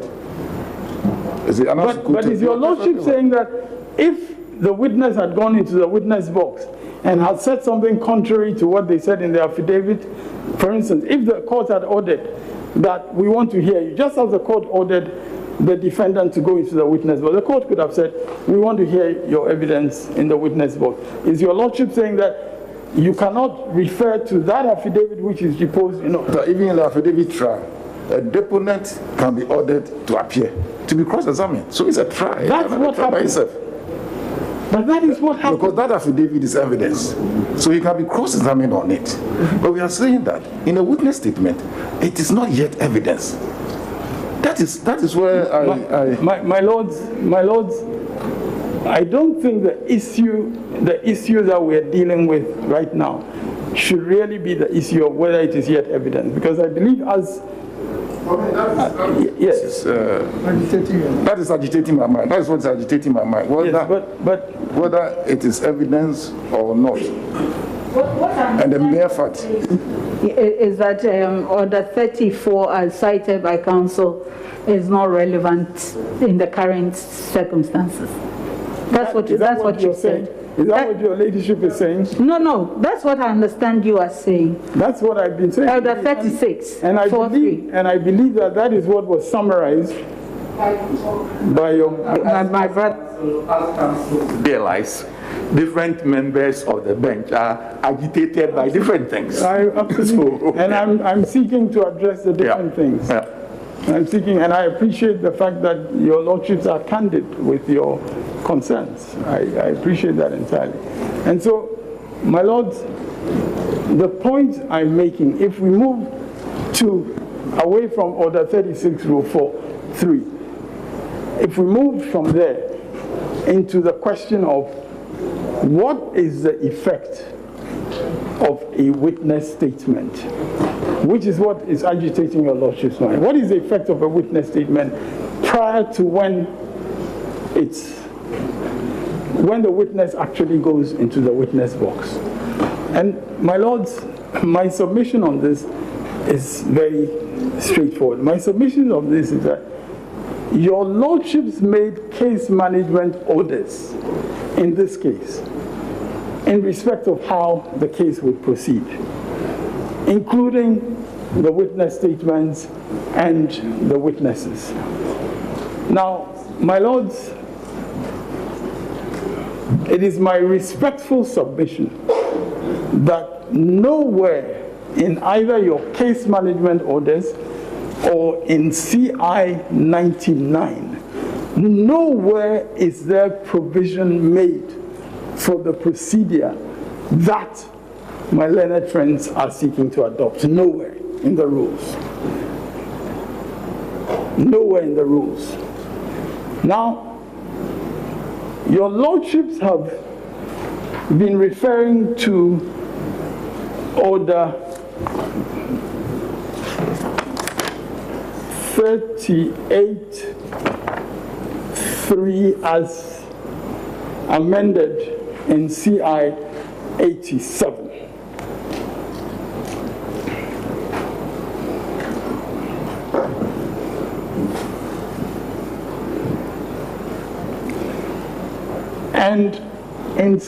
And in that order, 38 Rule 3E, the provision again is very clear. If a party has served a witness statement and that party wishes to rely at the trial on the evidence of the witness who made the statement, that party shall call the witness if you wish to rely. That is why in my opening words, I said to your lordships, in my opening words, I said respectfully to your lordships, in my opening words, I said, this is not a situation in which counsel is seeking to withdraw the witness statement. I said that in my opening words. This is not a situation in which counsel is saying, I am no more relying on my witness statement or my answer. And 38.3E says, if you are still wishing to rely at the trial on the evidence of the witness who made the statement, you shall call the witness. Mandatory terms. Mandatory. You shall call the witness. They have not said they are not relying on that witness statement. They have not said that. So, shall call is mandatory. The last time I checked in the law books. And my lords, I'm sorry. Lie, as you read. Yes, but my lords, as that now, nobody has said we don't intend to rely on the witness statement. Nowhere has it been stated. All they have said is that we are not doing. My lord, that is the reality. I mean, however much grumbling goes on the other side, the reality is that ethics at the bar. Counsel is on his feet. He's addressing the bench. Please, please, please. You may take notes. You may hear him, but you don't have to make a noise at the background. Please, please, please. So, my lords, I mean, if they do not intend to rely on the witness statement, they should say so. It's as simple as that. If they do not intend to rely on the witness statement. Because, but my lords, yes, my lords, but this is important. My lords, this is important because there are many options open to us. If they say they are not relying on the witness, we can apply to the court for a subpoena to call the chairperson. For instance, we can apply to the court, yes, because I thought it is implied. My lords, the only reason why we did not take that course is, of course, because she is acting on behalf of the first respondent. So it would be inappropriate to issue a subpoena on the opposite party whom she is representing. Mr. Chief, I thought it was implied by the application, by the nature of the application. I thought it was implied that you do not want respectfully, to as your lordships heard me, from the opening paragraph or the opening sentences of my submission, I indicated what my understanding of what they had done was based on Order 36, and I did not hear, and I don't think that your lordships heard any differently, I did not hear at any point a statement that they had decided not to rely on the evidence of the witness. I did not hear that at any point. And my submission is that unless they give an indication, and if they give that indication, then there are other consequences, especially in terms of our case. Because once they give that indication, then it is open for us, for instance, to have her subpoenaed to testify. As a public officer who holds certain records, it is open to us to do that. And my lords, this will not be contrary to any human rights of hers, because she has a constitutional duty that she is performing, and if she is called upon by a court to come and testify to the performance of that constitutional duty, that cannot be contrary to any human rights. In any case, if, for example, there was an attempt to suggest that the witness had some privilege, or wants to exercise a right to avoid self-incrimination, for instance, if the witness would have to give that indication. It cannot be assumed for her by anybody, least of all from the bench. It cannot be assumed that the witness has certain rights against self-incrimination, for instance, which she is wishing to exercise. Those are indeed human rights provisions, especially applicable in a criminal trial context. But whether or not they're applicable here, the witness is the one who has to invoke that particular claim of a privilege or right against self-incrimination or whatever. And that has not, as we speak, been the case that is before you. What is before you is Order 36, Rule 4, Order 38, Rule 3E and 5. I've just read 3E, and clearly in my submission, until we have an indication that they do not intend to rely on that witness statement, and they then take the consequences of that, including consequences of what we are then able to do in terms of asking the court. The court may refuse it, but it will be entirely open to us to ask the court to take certain steps on account of what she said or what counsel says they are going to do. It is entirely open to us to take those steps after there is, if indeed that is the indication that is being given. Then I believe Order 38, Rule 3E5, I have addressed previously. So unless there is a specific question about any aspect of Order 38 that I'm not avoiding, so I'm happy to have my attention drawn to any other aspects that I've not covered. But I believe I have covered all aspects of Order 38 for 1B. Order 38, 3E and 5.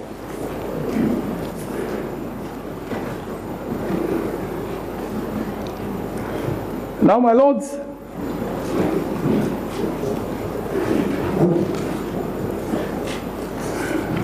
as I've indicated, and I believe there was a question from the bench yesterday about whether these are not issues of human rights. And I haven't asked that today. My lords, you put that into the arena yesterday, and so I think it's useful that I make a specific.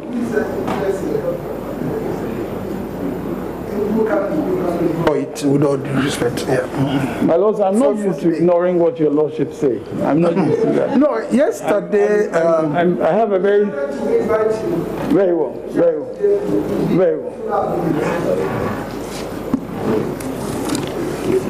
Yes.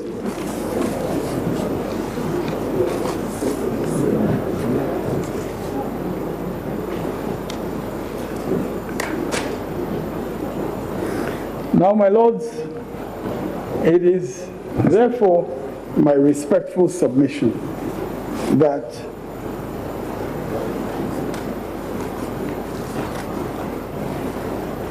in the situation that is before your lordships,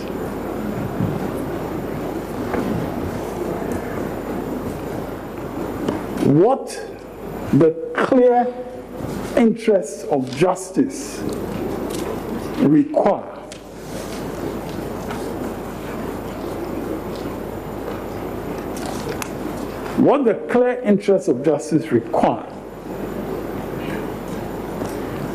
is for your lordships not to allow the evasion by the chairperson from cross-examination.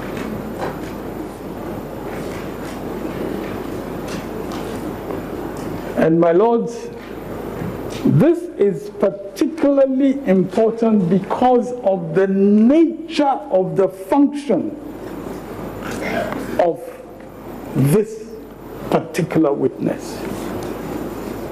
We are not dealing with a witness in a normal civil trial, where it is simply a matter of competing private interests. We're not dealing with that situation. We're dealing with a matter concerning the exercise of grave constitutional responsibilities by someone who has been duly appointed to a high office of state.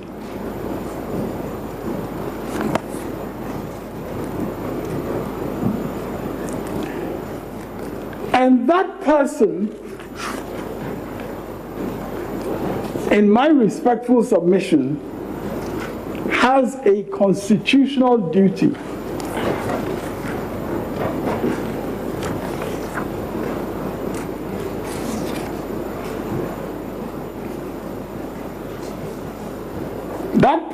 in my respectful submission, has a constitutional duty to give an account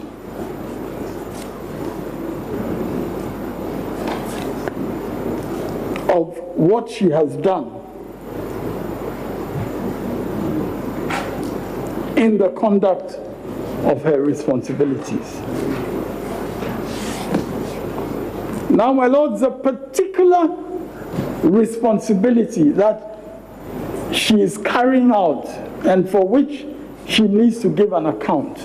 The particular responsibility here is no less than the responsibility to declare who has, in accordance with the will of the people, been elected the president of Ghana. That is no mean duty. That is a duty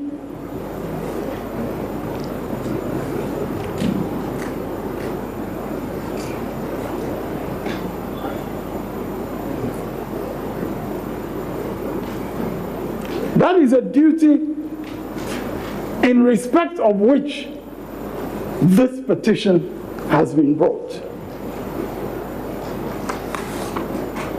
And as I indicated, the issue 2 that your lordships have set down, that issue too speaks to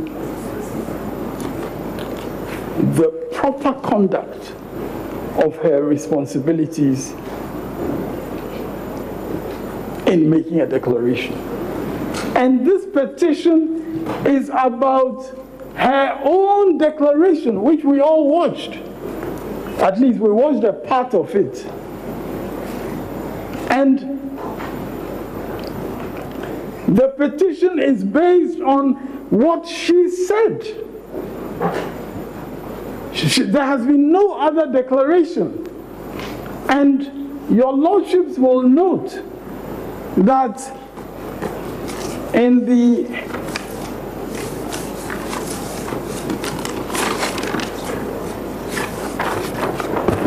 affidavit, in the affidavit, again, it's an affidavit that she filed in opposition to a motion on notice for leave to inspect documents, which was another application that we brought. In that affidavit, she states, among other things, in fact, from paragraph 8 of that affidavit, she says, Form 13 is generated from the summation of all the results in the Presidential Regional Results Summary Sheet, Form 12. The petitioner has duplicate copies of the Presidential Results Summary Sheet, Form 12, as admitted by the two witnesses of the petitioner. Then paragraph 9, Form 13B was generated by the first respondent to aid the declaration of results. So, my lords, she is testifying in this affidavit to a number of important facts about what she did. Form 13B was generated by the first respondent to aid the declaration of results obtained by all the candidates by aggregating the results from the Presidential Regional Results Summary Sheet, Form 12, for the 16 regions in a way that does not materially affect the form substance and not calculated to mislead any person. Now, my lords, she goes on to say that apart from Form 13, yes, in paragraph 7, she said, I say that save for Forms 13 and 13B, which is attached to my witness statement filed on 22nd January 2021 as Exhibit 4, the petitioner already has in his possession, custody, or power duplicate copies of all the other forms and documents he is requesting to inspect, as same were given to him by his agents at the various courts. So the chairperson, on behalf of the first respondent, is acknowledging that save for Form 13 and 13B, which is attached to the witness statement, petitioner already has certain things in the possession, and she even seeks to quote. But that Form 13B is a critical form for the exercise of her responsibilities, and she has to speak to that form. Indeed, your lordships heard testimony from the second witness of the petitioner to the effect that what was being claimed as Form 13 is not in compliance with what is in CI 127. The second witness of the petitioner stated that very categorically, that what was being offered as Form 13 was not compliant with the form that is Form 13 in CI 127. CI 127 is under the hand of the chairperson of the Electoral Commission. And there is evidence before your lordships that she did not even comply with a CI under her own hand. My lords, if the holder of such a public office cannot be held to account by being cross-examined after she herself has given a witness statement, then, my lords, with the greatest respect, we would be posing grave dangers to the Republic. Because the holders of important offices can shield themselves from accountability by saying in every case that we will not allow ourselves to be cross-examined and nobody can do anything about it. And what I submitted earlier, and which ties into this point that I'm making, is that if it were not for the fact that she is the representative who has sworn a witness statement on behalf of the first respondent, it would be open to us to ask the court for a subpoena to have her testify. So, my lords, we respectfully submit that in the circumstances that we are faced with here, with this particular holder of this particularly singular office that is supposed to make a determination that reflects the sovereign will of the voters of Ghana in an election, which is what democracy is all about.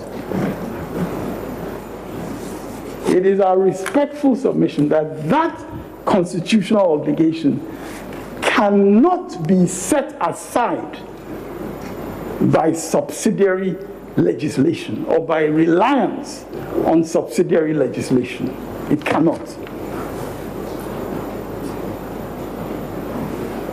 Every legislation that we've talked about, CI 87, CI 47, and I mean, none of that can set aside the sacred public duty of this chairperson and the need to account for that public duty where the forum demands it. And my lords, this is a forum that demands it.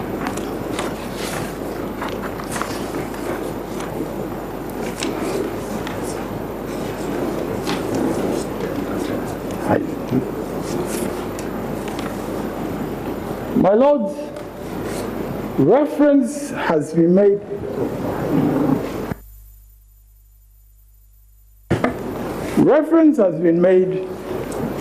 by my learned friend to the case of Armour versus hydrofoam. And that was indeed a Supreme Court decision in 2012.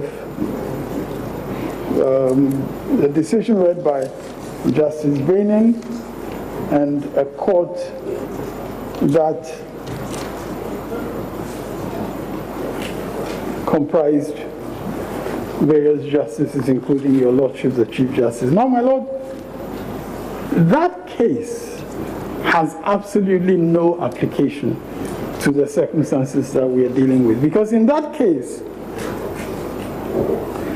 what happened was that the parties had agreed that instead of testifying by themselves, they would both rely on the testimony of an expert, a surveyor. And on appeal, the point was raised that the plaintiff himself ought to have testified and not rely on the evidence of the expert. Within that context, the parties had agreed that we're going to rely on an expert because this is a matter on which an expert can resolve the issue between us. We don't need to be sort of testifying and, we are not the expert. We'll rely on an expert. The parties had agreed that. Then they go to court and one party is more or less arguing that because the plaintiff did not testify, it should be held against him. My lords, of course, rejected that argument, and my lords made it clear that you can't compel a party to a suit to testify. That has nothing to do with the situation that we're dealing with here. And the court said in Bening's judgment, page 1563 to 1564, in the instant case, the issue agreed upon was the value of the land. The trial judge considered it required expert evidence to assist him to determine it. The parties appear to have agreed with that position taken by the trial judge. For apart from the fact that they did not challenge it, neither of them gave evidence by themselves. They all deferred to expert evidence. The plaintiff relied on the evidence of the expert nominated and appointed by the court with the parties' consent. The defendant went further to call three other witnesses, three other experts in land valuation. It is in that context that the Lordship said a party does not need to call evidence by himself. Where the issue is where the issue to be resolved is of such a nature that expert evidence would, I think it should be B, but here it says would the best evidence. I think B is missing from the report. Expert evidence would be the best evidence required to assist the tribunal of fact to resolve the issue, or where expert evidence is dispositive of the issue. That is what Hydrophone's case, Armour and Hydrophone, is about. That case has no application to the circumstances that we're dealing with here. The circumstances that we're dealing with here is of somebody who has elected to testify and who has notified of that election not only by submitting a witness statement, but also in affidavits that he has filed. Because, my lord, if we didn't take her affidavit seriously, then it would almost be as if she is taunting us and saying, you know, I am prepared to give evidence. She's taunting us with that, and she's using that to get a decision in her favor on interrogatories. Once that decision is given, then she now says, no more, I'm not giving evidence. You said in opposition to an application for leave for interrogatories, you, the holder of that important constitutional office, you said, I am going to be available to be cross-examined. On that basis, among other things, their lordships have made a ruling allowing you not to have to answer interrogatories. Then, after you've got that decision, you now ignore the things that you said in your affidavits, and you come and your counsel is saying to the court, I'm not going to put you in the witness box. Obviously, the interrogatories process that we filed was meant to help us in the conduct of our case. And what they filed by way of witness statements and so on was again meant to help us in the conduct of our case. So once they filed and gave an indication that she was going to testify, and she herself gave that indication in her affidavits, my lords, our options in terms of her being called to account for a constitutional duty, our options were entirely non-existent. Our options were to calmly wait for her to come into the witness box for cross-examination. We had no other option. We had no other option, and we still have no other option, because it has not been said at any point to your lordships that they are not relying on that witness statement. It has not been said.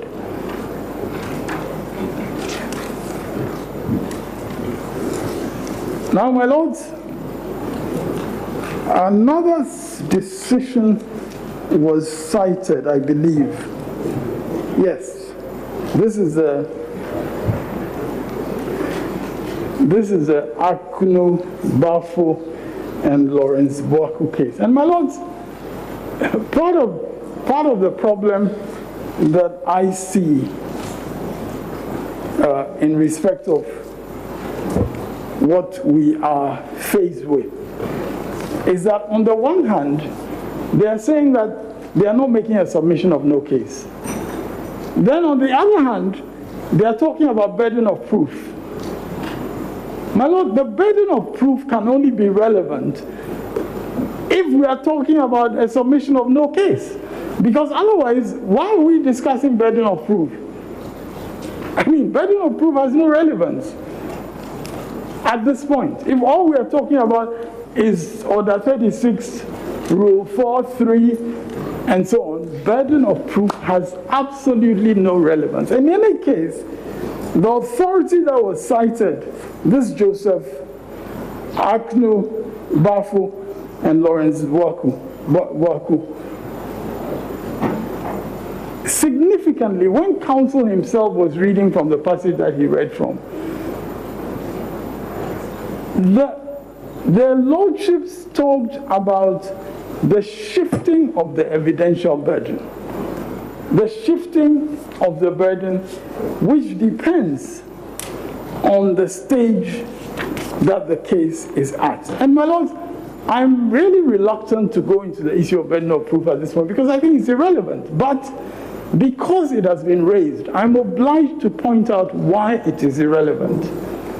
Because if your lordships look at the Evidence Act from Section 10, and my lords, I will not read those sections, but from Section 10 to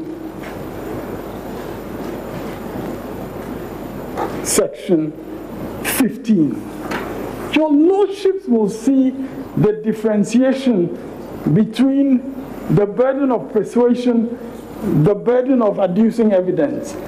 And my lords will know that in a case, the burden of proof can shift depending on this stage and depending on another stage. So if indeed they were making a submission of no case and we were having to respond, then we would, for instance, be able to demonstrate that as at where we are, you have to take the petitioner's case as true. You have to take the evidence of the petitioner as it is, without the benefit of the answer and whatever is going to be testified to by the DD. So if we were dealing with that matter in the context of a submission of no case, I would have clarity on how I would address your lordships on burden of proof. But they are saying to us that they are not dealing with burden of, they are not dealing with a submission of no case. And I believe your lordships have accepted that that is their position. Now, if that is their position, then my simple submission is that burden of proof has no relevance at this stage. And that what we should simply focus on at this stage is, if they decide to do a submission of no case later, that's another step. We'll cross that bridge when we get there. I never like to cross bridges before I get there. But my lords, at this stage, we are not dealing with matters of burden of proof. And so when we also have read to your lordships Section 62.1, at the trial of an action, a witness can only testify. A witness can testify only if he is subject to the examination of all parties to the action, if they choose to attend and examine. If a witness who has testified is not available to be examined by all the parties to the action who choose to attend and examine, and the unavailability of the witness has not been caused by any party who seeks to cross-examine the witness, the court may in its discretion exclude the entire testimony or any part of the testimony as fairness requires. This is clearly a section that has nothing to do with why we're here. Because I thought the court pointed this out and counsel accepted it. So let's I did not have the impression that counsel accepted, because after the court made the reference, he made a further reference to section 60, because that's why he went on to say we do not require any further evidence in this matter. He went on in my notes, unless I didn't hear him. And that is what led him also to the citation of the cases that he sought to. Now, my lords, there's been a suggestion petitioner cannot compel us to enter the witness box. My lords, we are not saying, we are not actually compelling. It is indeed their election. And we are saying that they have made the election. So it is not our compelling them, but they have made the election and they must stand by it unless they clearly and unreservedly give a contrary indication. Now, my lords, it was also suggested that, this was by reference to the English civil procedure rules. It was also suggested that the drafters of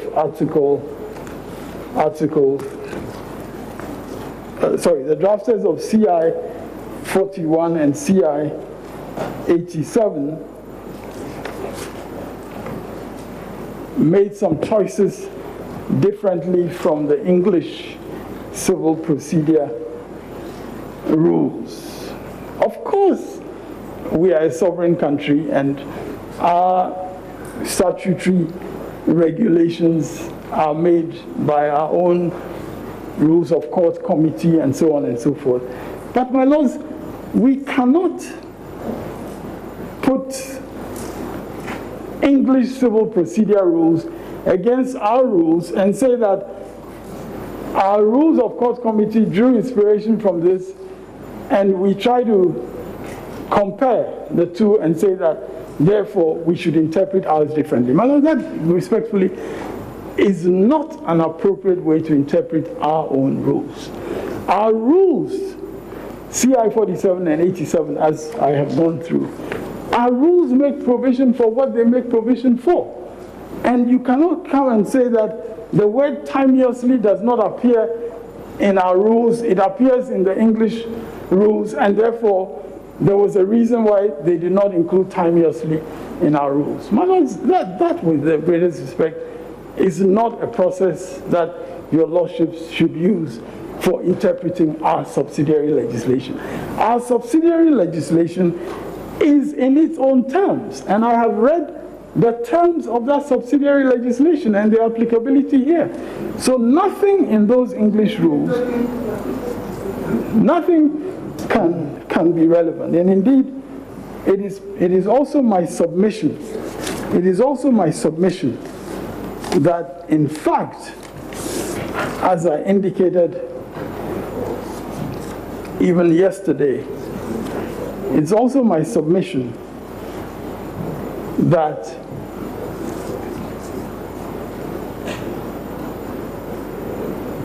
in this particular matter of an election petition, it has not been demonstrated that what they seek to do is in compliance with CI 99 or CI 47 or CI 87.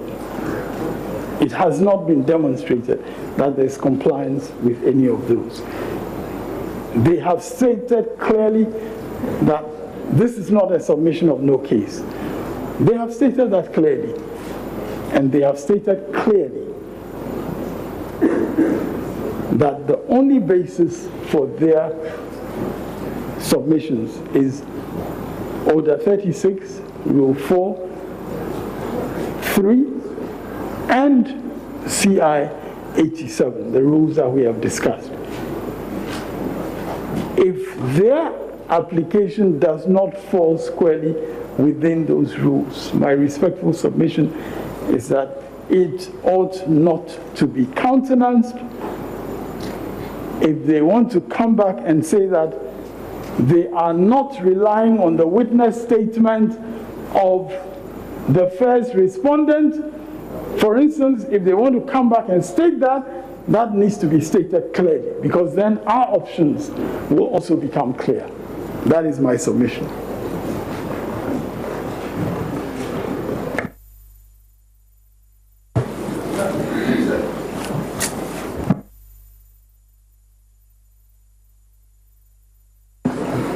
Okay, let's hear you.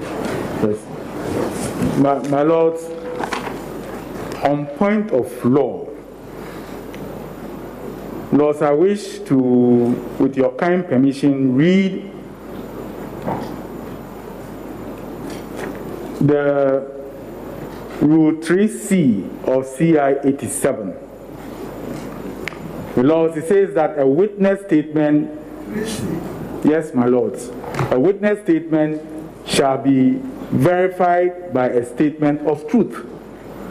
Nowhere does the rule say that the witness statement shall be sworn, as was submitted. Lords, secondly, it was a question from the bench to counsel that a witness statement per se is not evidence, and it is not also an affidavit. And I think there was concession. There is a statement of truth attached to it, and that's what this is saying. My lord, secondly, it is my submission that the petitioner, the counsel, cannot approbate and reprobate regarding Rule 3E. Lords, previously in the proceedings before the court, Lords, the proceedings of 29th of January at page 40. Yes, my lords, at page 40 and 41. This is what counsel said when counsel for the second respondent was trying to put issues from his witness statement to the witness. He says, that witness statement is not yet in evidence. It has not been adopted in evidence. My lords, with respect, the proceedings are being confused. And lords, at page 41, he says, my lords, with the greatest respect, what he is showing the witness was an attachment to the witness statement that has not yet been adopted. Very different. So, my lords, it's my submission that... My lords, respectfully, I cannot be misrepresented. I made it clear that I was talking about the election to adduce evidence. I think I made it very clear. Lord, so it's my submission that Rule 3E, all the provisions are quite very clear, and my learned friends putting one interpretation on it on one day and another interpretation on it on another day is most unfortunate. Respectfully submitted.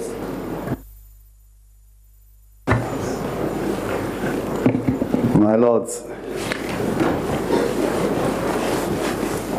may we repeat from the onset that this is not a submission of no case that we are seeking to address. Secondly, that there is nowhere in CI 47 or CI 74, 87, where provision is made for submission of no case in a civil matter, and yet it is done.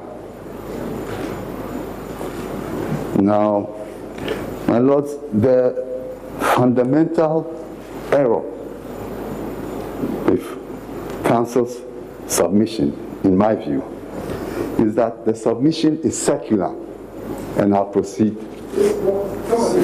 It's secular. The arguments are secular. Secular, not securitous. Securitous. They want you to use securitous. No. My life, I choose secular. Is that C-I-R-C-U-L-A-R? Yes. My Lordship will see that Rule 3D says that where a witness statement for use at a trial is not served in respect of an intended witness within the time specified, the witness shall not be called to give oral evidence unless the court grants leave. Then 3E1 says, if a party has served a witness statement and that party wishes to rely at the trial on the evidence of the witness who made the statement, the party shall call, and I want to emphasize that word, shall call the witness to give oral evidence unless the court orders otherwise, or that party puts the statement in as hearsay evidence. My lords, one will see from a construction of this sub-rule that a party must first serve the witness statement. He must file and serve. And that statement, when he serves the witness statement, no, my lords. Yes. Yes, but it's a legal matter I'm advancing, and counsel for the petitioner has been. Yes. My lord, my point is that from the words of 3E, the party must have served the witness statement first before he relies on it subsequently. So the argument that counsel for petitioner seeks to make, that service of the witness statement means an election, is inconsistent with the provisions of 3E. Because 3E says that you will serve, and then you must state you rely on. So the two cannot be mixed together. Now, my lords, again, the court will notice that the words are, if the party wishes to rely at trial, then he shall call the witness. So, saying that I'm calling a witness is what indicates that you are relying on the witness statement.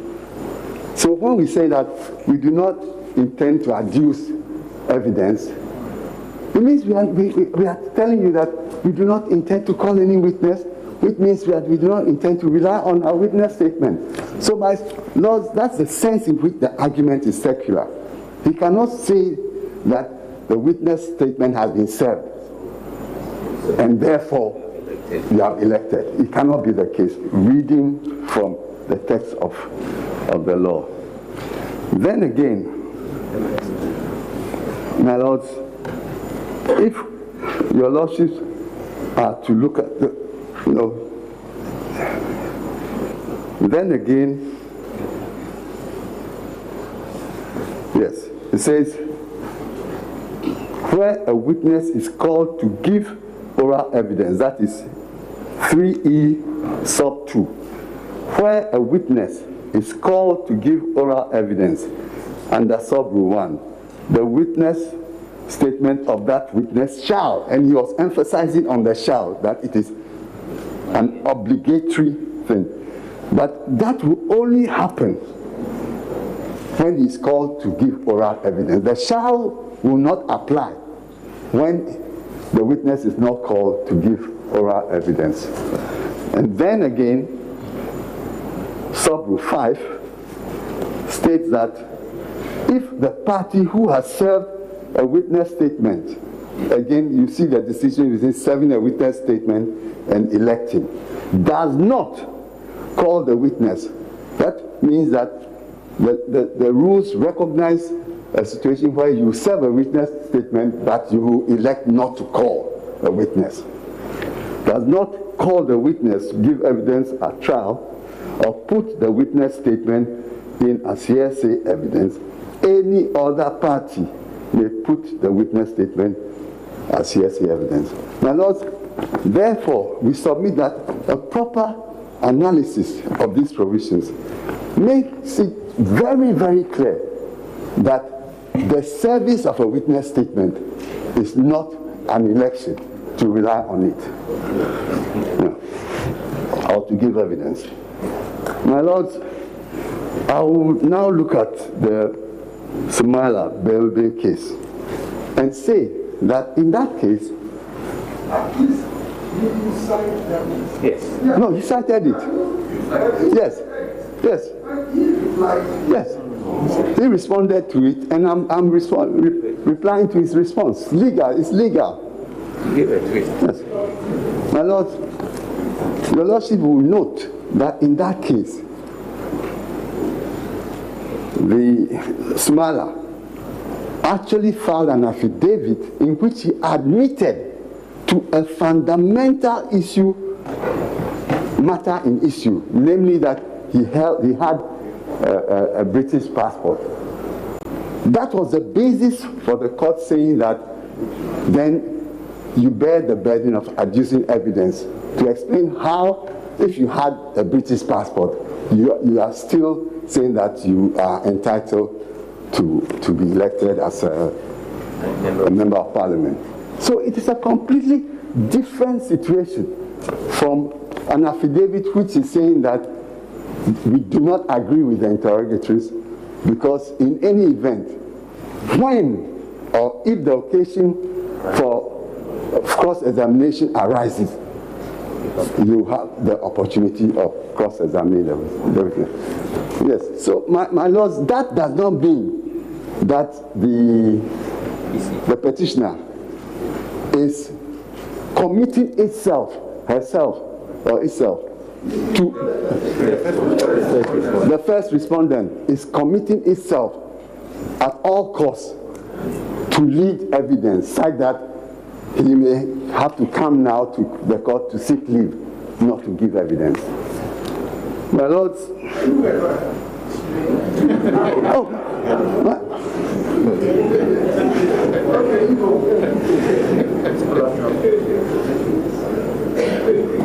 now my lords will see that the issues set down for trial are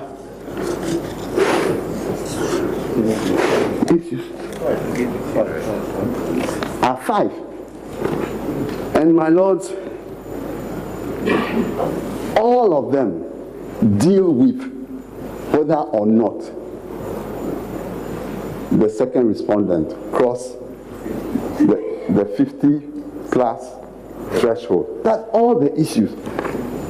Even issue 5, which is whether or not the alleged vote padding and other errors complained of by the petitioner affected the outcome of the election. All the 5 issues deal with that matter, whether or not the second respondent crossed the constitutional threshold. Now, my lords, our point here is that counsel for petitioner cannot say that these issues require the first respondent to be heard, provided there's sufficient evidence. You are being heard in reply. Yes. On points of law. Yes, on points of law. Confer yourself to your client's case. It's very first well. Respondent, your client. Very well. My lords, finally, the English case law on this matter, that seems to be the hunting ground of counsel for the petitioner.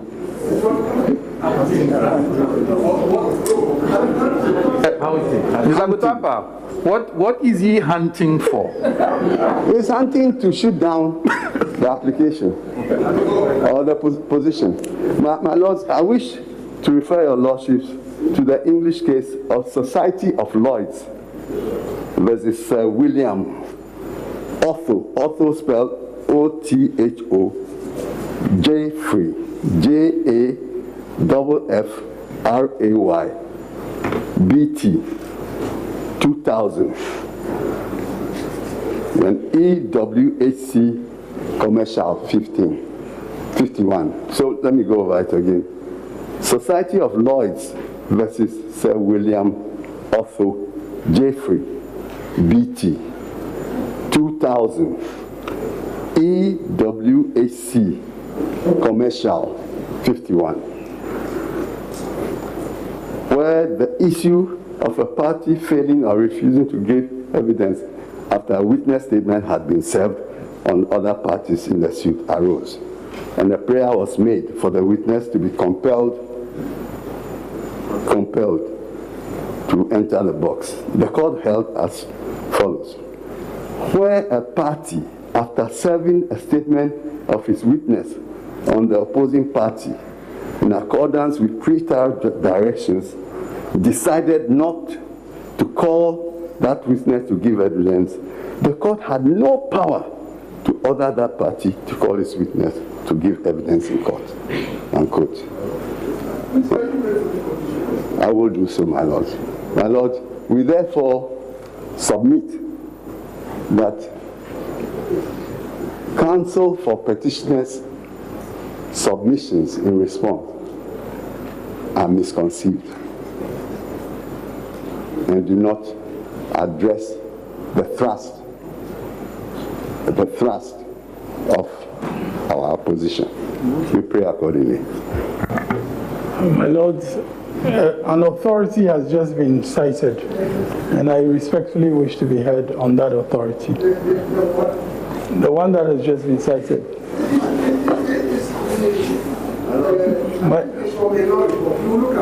Very well, but my lord, I wish to make submissions in respect. No, you can't. I'm sorry. You can't. Why? The rules do not permit you to. No, I'm asking for, my lord, I'm asking for leave. In a reply, he cites an authority, and I'm not allowed to comment on that authority. Yes, but my lord, why can I not be heard as to why that authority is not applicable? No, but my lord, it would have been fair if he had cited that authority in his main submissions. Then I would have had a chance to respond. But if he cites it in his reply, yes, but my lords will not hear me on an authority that has been cited and on its relevance. Is that, my lords, I will abide by your ruling, but is that the ruling of the court, that you will not hear me on an authority that's been cited in reply? Your lordships gave leave for him to reply and to cite an authority, and you will not hear me on the authority. If that is your lordship's ruling, I will abide by it. Can you give him the authority?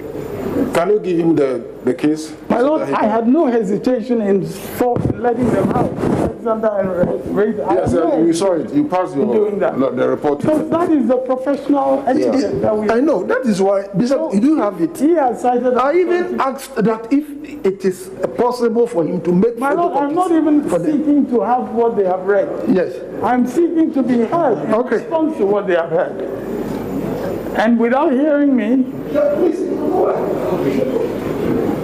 So, my lords, my respectful submission is that the circumstances of this case are completely different from the circumstances of that English authority for two simple reasons. That authority is not about the holder of a constitutional office, of chairperson who determines the fate of an electoral process. That authority does not deal with such a situation, and the circumstances of this particular chairperson. Have your lordship given him very well? And the circumstances here, which I alluded to, should not be lost sight of. The second reason that that authority is irrelevant is because that authority deals with the practice in the English courts, which are based on their civil procedure rules, which are enactments, which have particular provisions in regard to case management and so on. And the interpretation that the lawsuit the case was dealing with had to do with that. In this case, we are dealing with our statutory instruments, and I submitted earlier that none of those statutory instruments warrants what is being sought to be done.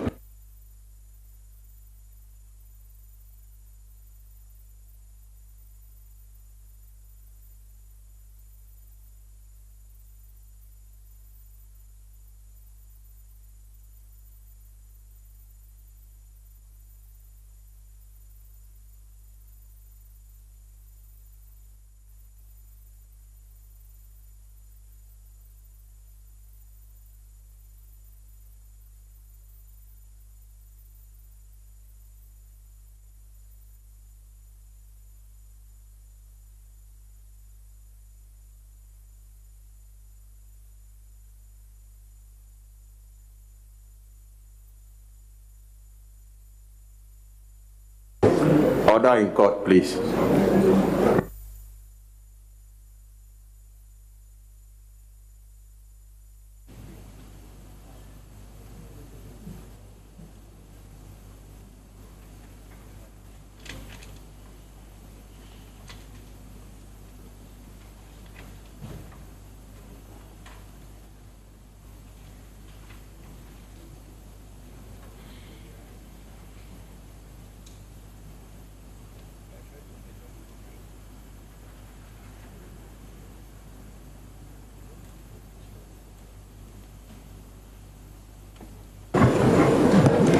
By court, this petition is hereby adjourned to Thursday, the 11th of February 2021 at 9:30 a.m. for ruling.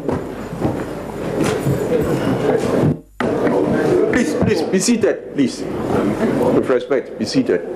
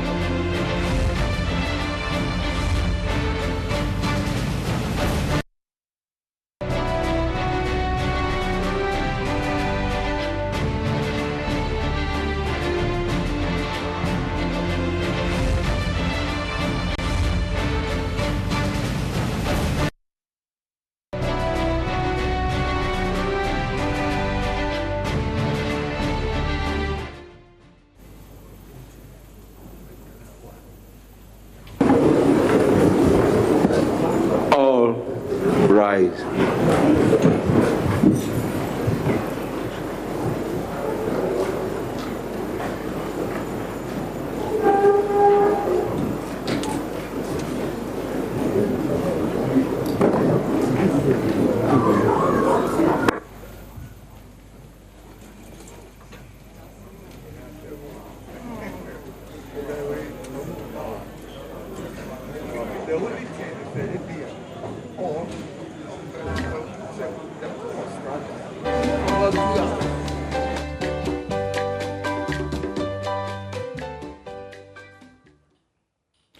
So can the respondents, that is the Electoral Commission, Mr. Kufuor, decide not to call witnesses?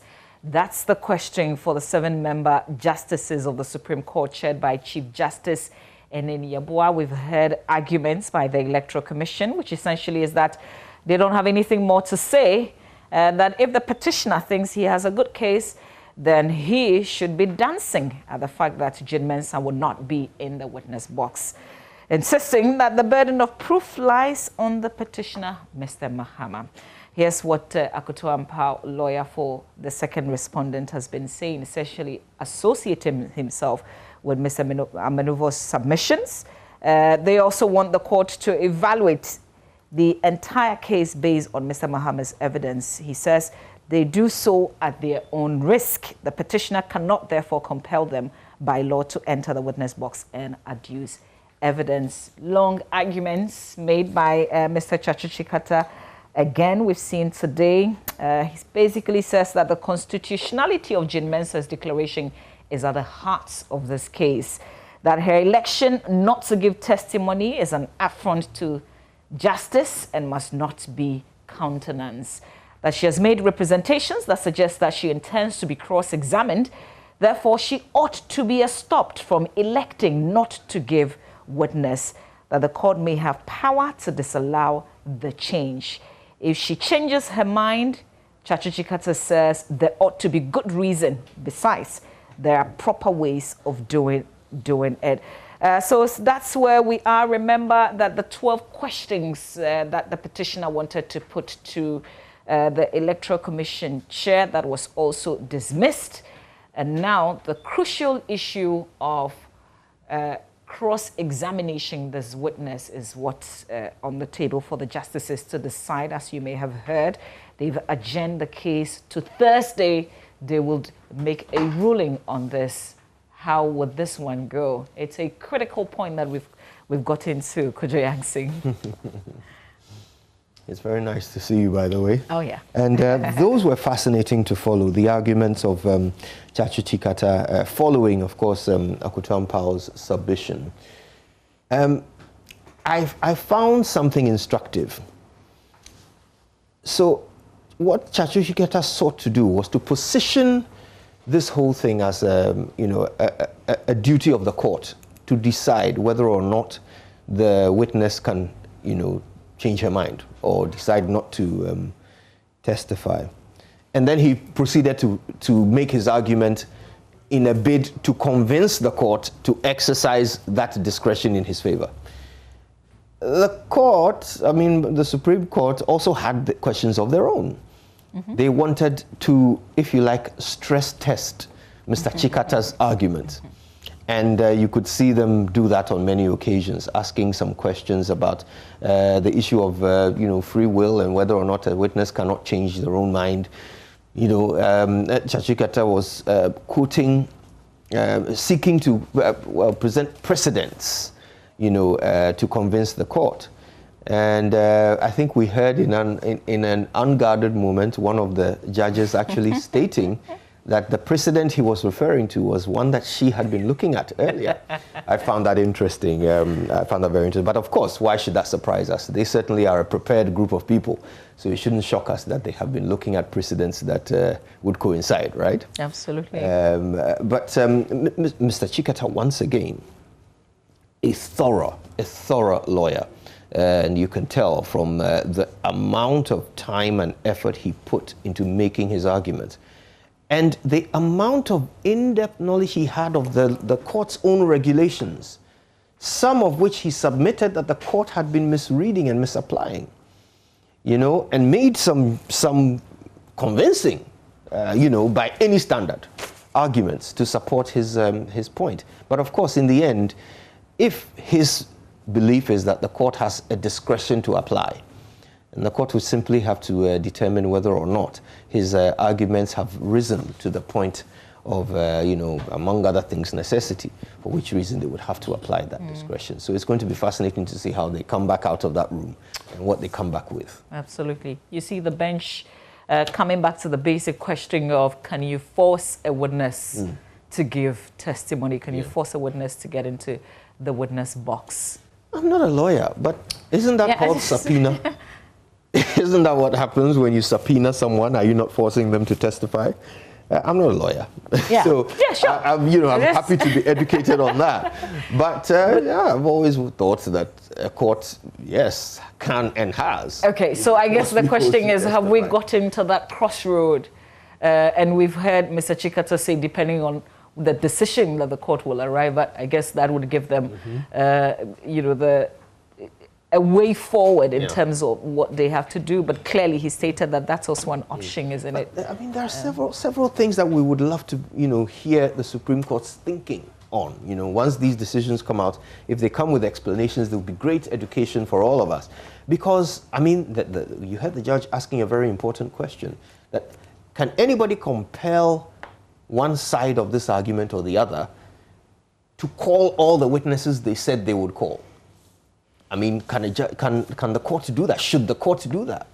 I mean, if a person has been accused of something, which is essentially what this is, someone has brought a petition against two respondents. So in essence, two people have been accused of something. Okay, so if a person has been accused of something and he says, look, I'll speak in my own defense, but let me hear your case. And then you submit your case, and then the person listens and feels, well, you haven't made a case, in my opinion. I don't even need to come and say that. I don't even need to come and explain myself. Let me just let the court decide based on what you've said. Should there be any reason why a person should be disallowed from such a decision? You know, and these are some of the things I'm dying to hear. You know, the education on when the judges return. Absolutely. We've also heard some lawyers make the points that the way we put it simply in terms of the two people scenario that you paint, this is a public office holder, so it doesn't come down necessarily to that. But we see how the decision of the court, I guess it will go a long way in helping all of us clear this matter. But would this be the end of the road, depending on the decision that they make? Once we see any, I put it to you, I put it to you. Well, have we ended this? Should we be looking forward to, you know, judgments, if you like? And has the petitioner given them enough so that they can clearly make a decision based on what they have? Yeah, I mean, if indeed the court has that discretion that Chachu insists they have, then it will be interesting to see how the court feels about how things have gone so far. Is there something that the court itself would like to determine, which is yet to be determined? Is there are there some questions on the mind of the court? And the court has stated that this is about 5 issues, really. They've highlighted 5 issues that this case is about. So are there some things that the court itself wants to know in order to help it decide on these 5 issues? You know, and will they be persuaded to pursue their discretion in the direction of seeking that information, if there is any such, you know, unanswered questions on the minds of the court? I mean, so many possible ways in which this can roll out. But you know, you make the point about how these are issues regarding public office holders, okay? And then the question of accountability comes up. Then you have to ask yourself, will that not only arise once you have convinced yourself that they have questions to answer? Is that not how it works? First, must you not be convinced that the public office holder has questions to answer before you then compel them to answer? You know, so I wonder if indeed the court submits to that argument, what are the questions they would want the EC chair to answer in this particular circumstance? Yeah. Well, so this is where we've got into, somebody put a bridge there, so we've gotten there. It will be decided on Thursday, the court says. But can the court go ahead with what it currently has? That is the petition itself, plus the evidence attached, accounts of the 3 witnesses. We've heard from Johnson Asiedu Nketia, Dr. Michael Pesa-White, and also Roger Metal Nuno, plus the responses from the 2 respondents. Is that enough for them to make a determination on this matter? That's also a really, really big question. But everything that we've heard, really, the arguments for whether or not the witness should be compelled, or if the witness is evading the cross-examination process, it comes down to answering these 5 questions. And I've tried to make it very basic. So the first one is whether or not there's any legal grounds at all for this petition. And then whether or not Mr. Akufo-Addo obtained more than 50% of the total valid votes cast in the 2020 presidential elections. Whether or not Mr. Akufo-Addo still got more than 50% of the total valid vote cast with or without the Techiman South constituency presidential election results. Whether or not the 9th December 2020 declaration met the 50% plus threshold set for a person to be declared as winner. And then whether or not the alleged vote padding and other errors complained of by Mr. Mahama affected the outcome of the presidential election results of 2020. As you can see in your shot, Mr. Mahama's legal team getting ready to address the media. We'll pick that. Dominic Ayeni, Dr. Dominic Ayeni speaking to the media.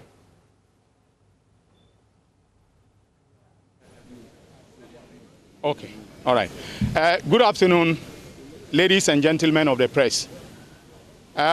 Today in court, the main issue had to do with whether or not the chairperson of the Electoral Commission and the returning officer for the 2020 general elections should take the stand and be cross-examined on a witness statement that she herself voluntarily filed before the court. Today, the issue had to do with whether she had elected, that is, chosen to testify. You'll recall that when we applied for interrogatories, that is, we wanted to administer 12 questions to her that we thought were relevant and necessary in advancing the case before the court. She swore an affidavit in which she said the interrogatories should not be allowed, and that when it comes to cross-examination, those questions can be put to her.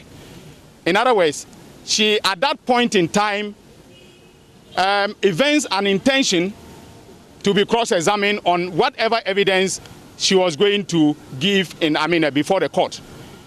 Then also, when we wanted to inspect documents, you remember we served notice on her to inspect the original documents that served as the basis for her declaration on the 9th of December. Again, she swore to an affidavit in which she said the court should not grant us the leave to inspect the original documents, on the basis that if it comes to cross-examination, we will take our turn in impeaching her credibility, in looking at those documents and their relevance to the case. And then also, during case management, orders were given for witnesses to file their witness statements. Again, Mrs. Jane Adukwe Mensah filed a witness statement in the matter, basically again saying that she was going to give evidence. So the point that our lead counsel was making today was a very simple one. There is evidence on record showing that she had elected to give evidence and to be cross-examined on the witness statement that she has filed. Now, we will not go into the merits or demerits of what she has filed because the court is yet to give its ruling on that on Thursday. But suffice it to say that the reason why we are insisting that she be allowed to testify is simply because, my brothers and sisters, this is not a debt collection case. We are not here dealing with a private matter, the private interest of private litigants. We are here dealing with the public interest. We are here dealing with the declaration of the results that reflected or is supposed to have reflected the sovereign will of the people of this country. We are here dealing with Article 1 of the Constitution that says that the sovereignty of Ghana resides in the people of Ghana, in whose name and for whose welfare the powers of government must be exercised. And so, for her to have declared that the sovereign will of this country, as expressed on December 7, 2020, elected Nana Addo Dankwa Akufo-Addo as President of the Republic, she has a constitutional duty to account to the people of this country for how she arrived at that conclusion. And that constitutional duty means that she cannot, under any circumstance, be allowed not to account to the people through cross-examination, because cross-examination is one of the mechanisms allowed by law for exacting accountability of litigants. And this is not an ordinary litigant, as I've said. This is a constitutional office holder. And so our case is very different from some of the, even the English cases that were being cited, are of no moment when it comes to this peculiar matter that we are dealing with in court. So I'll stop here and take some questions.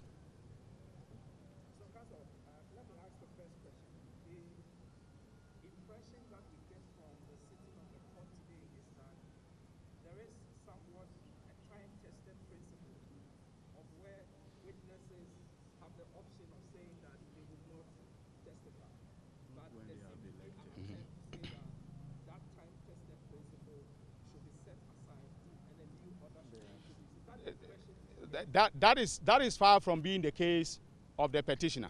The case of the petitioner is that at the point where a decision had to be made by the Electoral Commission with respect to whether or not to testify, they made an election. They decided they were going to testify. And the rules are very clear that when you have elected to testify, you can't walk back from that election. And that is what we want. We want the court to hold her to that election that she made, both in terms of the affidavits that she swore before the court, basically pointing to our right to cross-examine her when it comes to her evidence in chief, and then also the filing of the witness statement. That is itself is concrete evidence of that intention to be cross-examined. And again, as a public officer, she has to account to the people of Ghana, and that is why we want her to take the stand.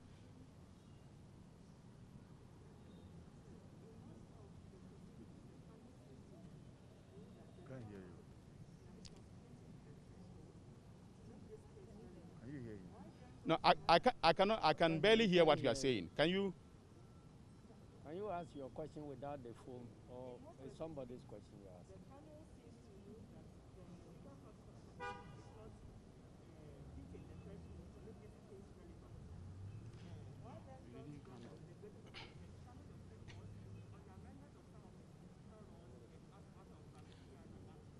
I don't know what proceedings you've been watching, with all due respect, but the panel has not come to that conclusion. Not at all. Arguments have been made, and in fact, the respondents themselves have walked back from those arguments. You remember yesterday, they said something about a submission of no case. And I do remember that MPP communicators went, Bizek, they went to town saying that they were making a submission of no case, we had not crossed the threshold of the burden of proof and so on. Today, you saw that upon serious reflection, they walked back. They are not, because the consequences of a submission of no case are dire for them. They know that when they make a submission of no case, all right, then they will have to strike out their witness statement. Their pleadings will have to go off, and the petitioner's case will stand uncontested, and all our release will be granted, which means that His Excellency JM will be sworn in as President of the Republic of Ghana.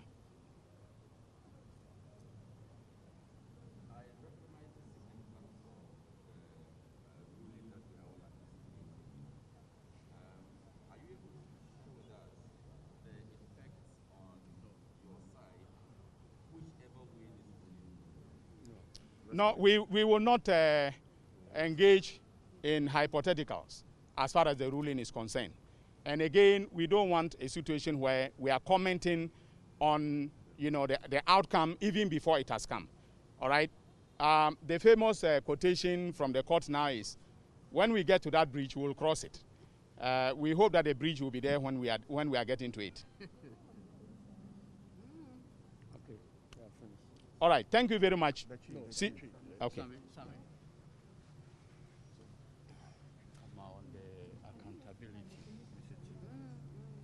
Abuzianfo yabeda munyina mwase biem na se yebo de ne akoso wo court tofa ewotwi kasemu a de medical aka ne se de ne akoso wo court ene de nra yehun wo court no eya nwanwasem kese pa nti a mekasa ne se Ewura John Dramani Mahama de asemi ebeto Supreme Court animi isi for de omanu ye aba de ne sa hye sa krata na se eye Banodani ma isi chairperson Jim Mensa ono and sanso ye the returning officer for the 2020 presidential election. Then in such a sa no ye na si wie ye no. Why the lawyer for friend no affidavit of verification say adanse ana na no disem wo de ato court na nim ni nyina ye no kwasem. Ewi a kira ye be case management a court ma order say isi for adanse for do say na mo be frɛ mo se ba ko mo adanse ni hwan a mo se Jimensa the chairperson. Court ma order say by a certain date on fa na dance kratamra 22nd January 2021. Yema mi de nsa share na dance krata ase a odi abre court. Nti ode ne answer aba with affidavit of verification. Ode ne witness statement aba na dance krata aba. Eno so statement of truth de akire nyina ne say adanse e wo sa krata no so bibia ye no kre. Ebiem yegusu aye case management mo be kaya lawyer Chachuchi Kata, lawyer for the petitioner. Esre court ne say omoma ye misa Jimensa nsemfua be edu mienu. Na sa anu ye ne beboa ama no kre wo sa asem we mu no. Ene atentere ne aye adwuma. Ye ma mi Jimensa anu ye in opposing this request no. The okan ne say and my court no or done say on answers our questions no because John Mahama and a lawyer for benya kwenya during cross examination e bisa na sansem bisa ni nyina na kire say Jimensa on different occasions not only in her answer and answer the witness statement mu but affidavit ye adanse a was swan ama court no nyanti ase say obeba adaka ni mu abedi adanse ne ye wasem bia ye bisa no afa enra John Mahama awie ni case na dance for miensa nyina di o madanse awie omu nyina wuru adaka ni mu with akukodro answer all questions all sides the respondents had for them because omu nim se no kretrodo no moka and omu nim se omu tim fita edu ye ma me so metena adaka mu a ye ma me se adaka ne pa de on tena mu na entena mu kina wasesa na adwen on ma adaka ni mu na dance krata no ono an de ba ye se de akura se maka menwe ye nti no ye mfa na de ma no mfa nkofie oni adanse adan na won pese oba be di adanse na ya toto wano na ye bisa wonsem because in 2012 Owura Farijan eba court to defend the constitutional obligations and to show say abatwa sambre no ka say John Mahama we no na wa we ni ampa answered all questions nti wonya boni bia why wadwuma kama adenti ena akonta mredru udwane na eno ho asem ne yaba beka muhu say ye insist through our lawyer say court no enhye maame no na ometena daka no because ono ankasa obi amfa tu ansi ni so ono ankasa ene ka kire court ne say omommo saa ye interrogatories ne saa ye nsem bisa no ntontwene because obetena daka ni mu a saa nsem bisa ni nyire betimia bisa no. And so having intimated that to the court no on to me sanso nsesa na adwen ka say ene de memma biem na de lawyer kra ka won say sebi onye dansini bia keke Jimensa is not an ordinary witness in an ordinary case involving private interest. Or yet, the constitutionally mandated person, ono na batwa ye nyina na esi ni na so obobo results na bibia woni tim. Enti echinyagye aba figures wunyina no ono pe na obetumi eyi ano. Na busuafo ebia na munim. De enti Jimensa on pese obewura adaka ni mu no. Na mo meyan kan kire mo. The entire Jimensa mpeso be wura daka ni mu ne se onim se na komam declaration na oye ya court ne se ohwehwe ma hwese per that declaration and the figures in the declaration you know o mampenya kufu adu nya more than 50% no Jimensa nim se wontimi justify Jimensa nim se na asem wa waka no radio so ni in the media say wa ye correction of the mistake no enye no kore obetena daka ni mu a ye be pa ne hontoma she will be exposed. Because the ever-changing figures ahodo nsia no ebegu nanimu ase ama Ghana fo nyina hu se onye no kwafo e BMG mensa nim se from 13 na ode aye ne exhibit 4 which is the presidential declaration form ne lawyer say of failing on 9 December e de tare dan ho wo ba bia o ye declaration no onim se otena daka nimu a e hu nsem bisa beba e bemma na da di se sa form no enye papa. She knows she'll be confronted with questions about the authenticity of that form and she cannot justify the authenticity of same. And until na wo dwana no. And until mamuntie the ebinumo ka say oh NDC for na John Mahama ntimi nye case bia that is why Jimensa says omba. Your case ayede ba court no is simple. Why a declaration? Per wa wo declaration Omampenye Kufuor enya more than 50%. One kasa waji out to Musa Wayan Fonso. But ye kasa nei, u declaration wa ye nyina ye ba ko pe.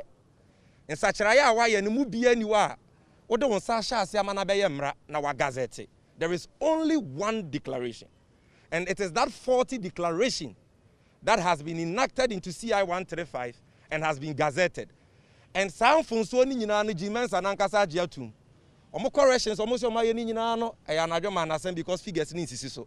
And even if a correction papa mpo ye declare ye enact ye gazette. Until we have presented a compelling and a solid case, MPP for him said they have a case to answer. Crocodile John near the man asem your muye nyina no.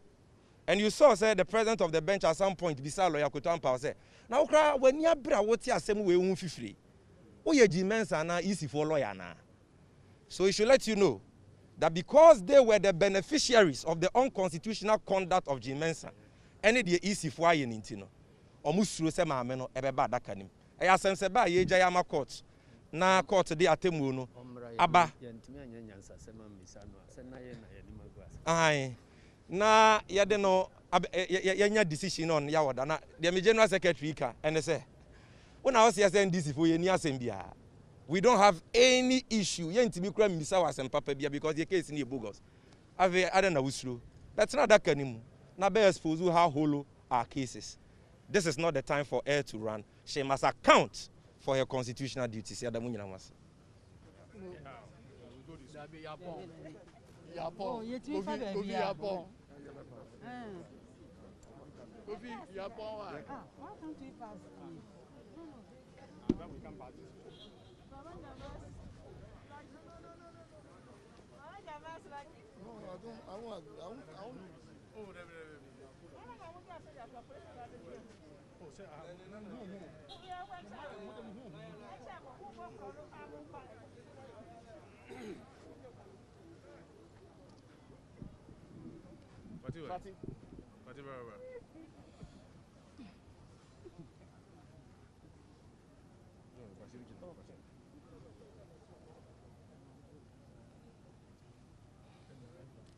You're ready? Okay.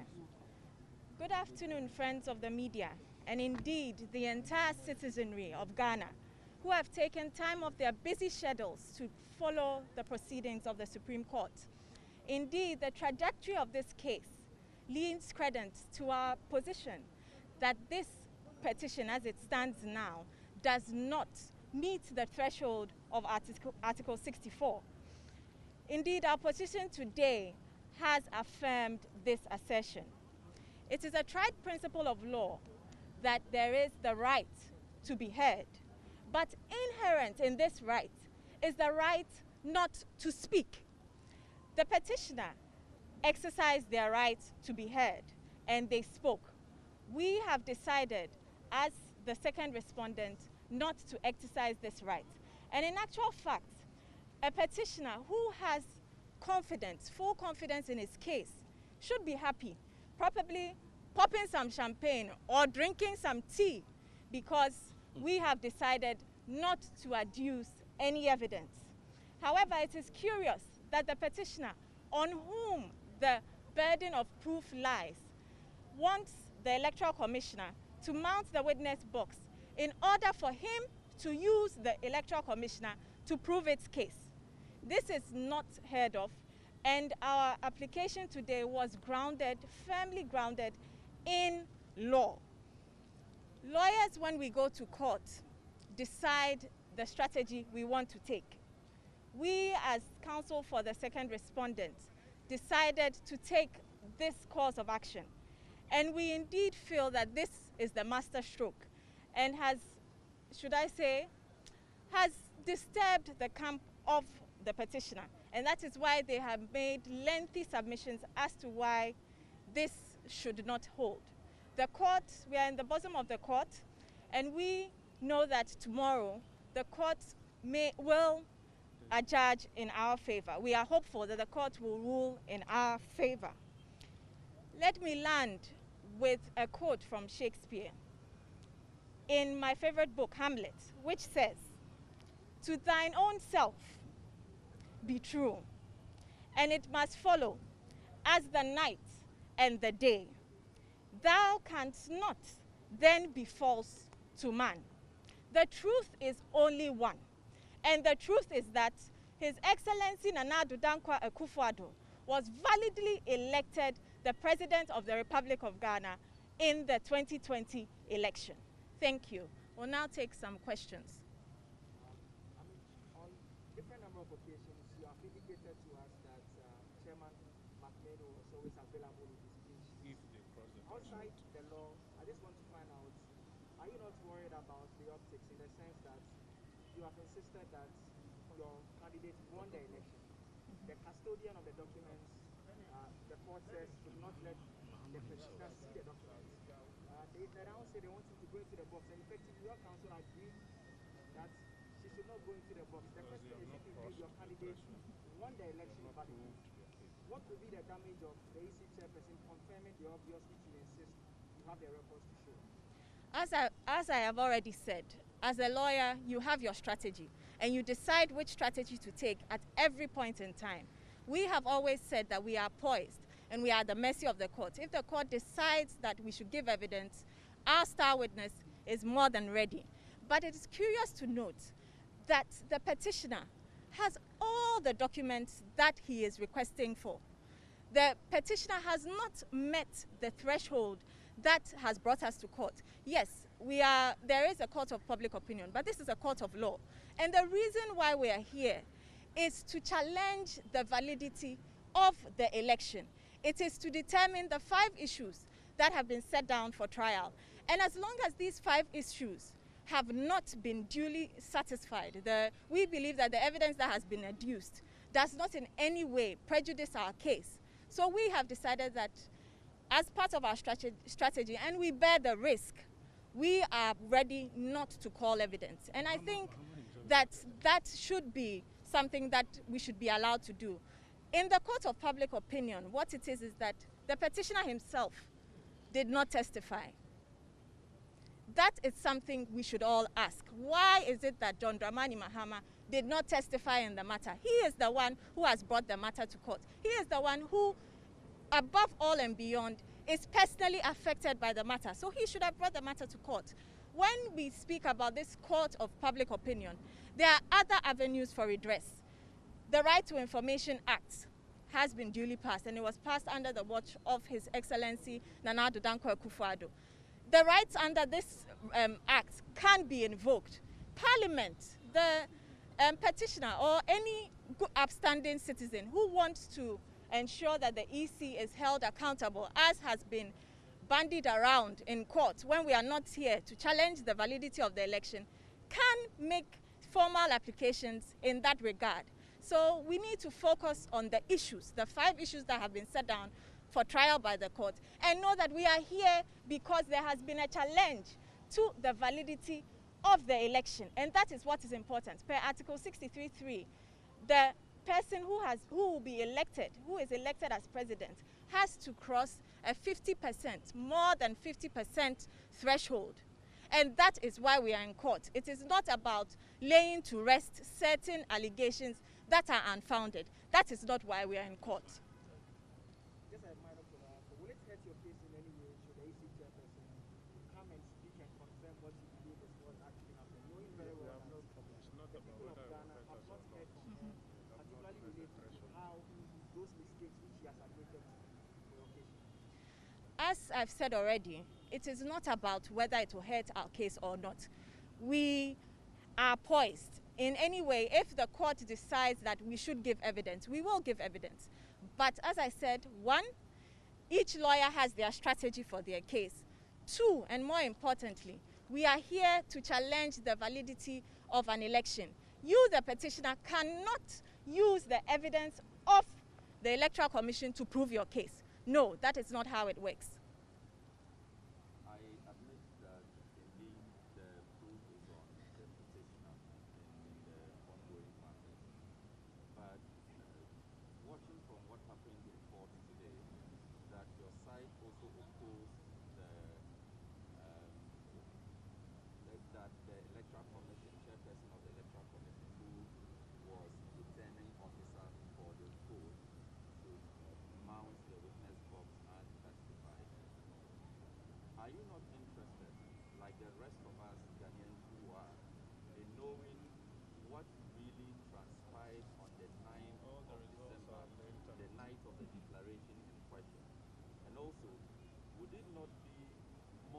a validation through the court that indeed the president was validly elected and validly declared as such. On the matter of whether or not the petitioner has met the legal threshold in terms of proof, is that not left to the court to determine? I mean, in a number of press interactions for a number of days now, your side has always said that the petitioner has not delivered on that. Is it that determination reserved for the court, or it is reserved for your side to share? The final determination is reserved for the court, but as a lawyer, you assess the case and you decide the strategy to take. In our estimation, the standard which we thought, we expected to be met has not been met. And as such, we think that the court, we pray the court to use the already existing evidence to ensure that it arrives at a final determination of the 5 issues that have been set down for trial. With your second question, I hope I remember, I think it's your first question. The electoral commissioner, I keep on saying, this electoral commissioner is very tech savvy. All the results, all the documents have been uploaded onto its website. This is an electoral commission that even has social media handles. It is in line with the transparency and the need for Ghanaians to know that this information has been put on these websites. So anyone who wants to know what actually happened just needs to visit their website, visit their Facebook page, or any other social media handle. The documents are there. And more importantly, the petitioner himself, through his witnesses, has admitted that he has all the documents. So there is no issue as to know what actually happened, because we all know what actually happened. And the documents to support same are available on the internet. And then when you come to the validation, as I said, the court is not here to validate who won the election. The petitioner has brought a petition challenging the validity. So if you are challenging the validity, then you need to show the court why this validity does not exist, or this validity is not what it is. So that is the burden of proof that is on the petitioner. And the court is not to validate what actually happened. So it's going into the actual issues, and that is what we are in court for. So let's always remember why we are in court. It's not about the public opinion, but for legal issues to be determined. Okay. So now I'll hand over to my sister Fati to give the tree translation. Yo, me nyanama yeshemu ha. Ghana Central for any addition or majibra or moshe yen wofie. Me gidi say nyina eye ensama ewo election petition mu a eye former president John Dramani Mahama or the abedan court no bi edi so. Nanso so ansa na mekọ ne nesi wo court dem ho na me kan mo. Say eye petitioner no any Ghana for dodo na local and international observers ka ho. Moon Central for cry enam mofidi akese bebre so. Edi abofo mo call enkro bebre so ko hwe sa collation na ekoso at the constituency level, polling station, region and national. Edi ho adanse epefe say ye de ye nim pefe say president Nana Danko Akufo-Addo eya ba ye koto on 7 December 2020 no odi nkunim prekope sabi eye former president John Dramani Mahama ena want ne ho ase ntini abepie mu o court ha na sabi nsama e ka no court ha na aya yi no enyina so ne adanse enya abosremu ka na sa obekan a ene da etoso du miensa a court na sinkonwa wa ha na petitioner na nkasa o say ne bonyo election na ye koto on 7 December ne ekire enkenkan mu petitioner no out of 13 times a court na sinkonwa no wapie mu a ha say premier nu pe na nya no nko a o petitioner no kra na eye court hansama ekoso esunsunsanso onim se ebeka na se ne se bi NDC ni bi a wotu ne na abesi ha no ono ankasa kra wanyi ne ho danse ni amfa na danse ama medan court no samo bekan a eye nra petitioner na lawyer for se ensema omode bedan court enyina so enimu adanse enyina omode abegu ewo mu say ansa na court no be start esi nkonwa no na omo ankasa yi court na sutire se nyame adoma adansefo num e na omo be frɛ omo form asemu megu nra na adansefo miensa e na omo frɛ eye owura Asiedu Nketia eye Dr. Michael Pesa White ene owura Rojo Metal Nunu ene adansefo pa omo frɛ say ye ka say ye nsori ntia mu say kian ne kin esese adansefo mienu omo yi court sutire se omo be frɛ omo no omo nkɔfa omo mra atokos da bi ye nka asa efise court ha say na ayaba no ye de emra ene ye adwuma enti sa mra na ema petition no kwan se ma ne megina adaka mu medi adanse emfa moa ne case no sa mra na nso so na ma electoral commission chairperson so akwanya se won pese obegina adaka mu abedi adanse de abeboa ne case a ehu hia se obegina adaka mu enti na ye gina ha no na sa obekan so a eye petition no na dansefo na lawyerfo ensem a na omo kan court dem ho no kame aye se omo kira ade ba akopɛ se eye adansefo miensa omo do mbegina adaka mu no ensem a ombeto papa so ne omo de bedan court ni nyina kame aye se antimi ama enyina so nti a adesrede omo de abeda court nanim se court no enka se eye aba ma meji mensa o declare ye no eni emra no bo ebra ana se eye aba ye koto ye no obi ani nkunim enti court no nhye na yensa anya nhyehyɛ foforo na eye former president John Dramani Mahama ene president Akufo-Addo omo nsan kosi aka ni bio no omo dansefo miensa na omo begina adaka mu ebe so aye se omo ka nokre no omo mu bia ni hono ma otimi ma adanse a etimi pagya omo koduru mpempenso a court no ebetu no ho asi wo se saa desrede omo de abedan court omo de be mo enu nti omo se saa de a ene esese ekwa hayo esese ye hye EC chairperson ne keten se wo megina adaka mu ni antoto na no na na wote sesa wo sama obi a nipa na wasama no ono ne sai na so die se obeyi wadanse enya wo wadanse ni nyina so na sesa wo de be dan court no ebio ene wo betie lawyer nyina na okasama petition na ose ai enam se ebra omo de adesrede ebeto court ba tan yanim se nke yem o makwanya no mo ntoto electoral commission na no enyi nsemfo abi asa akwanya na ama no na ekire se na ye nhye se EC ba panyi begina adaka mu na nya sa na court ne kan court no a ruling omo de ba ye on that issue of interrogatories no omo say efri say eye ensama na petition na lawyer for atwere guru akrata so any set of questions omo de be dan court no in interrogatories na ehun hia eye irrelevant enti na court no bogu ye court na antwere wo ruling no mu say enam se na ma me na twere e wo affidavit mu so onya akwanya se obegina adaka mu obeyi nsem na no nti ma na nya nti san nsem na omo keka wo ha se ni nyina emfa kwan mu ebio mehu se petitioner no ne kasa mafo ne lawyer fo ne bi begina adaka yanim a omo ka kire mo se ai emese court dem ho de emra kwan mu de ebia ne ani nkunim enti yamfa propaganda mbeda aga na adehye na omo nka ya semo maye na ada wunsura adenti na amegina adaka mu accountability nti adenti na amegina adaka mu ye nyina ye nim se ga na adehye ya na amusifo wo mrahye bedwam asa eba no nkontabuo ne accountability a sabi omutimi frɛ EC no anase EC na adwumayefo ebre bia emo bebu nkonta ekire ga na adehye through parliament emo kasa adwuma amode maaye no mpempenso a ya akoduru ni na ha na yede yekɔ ena court na ya ba begina ha no eye petitioner no ankyekere yen sa megina court ha se oba for accountability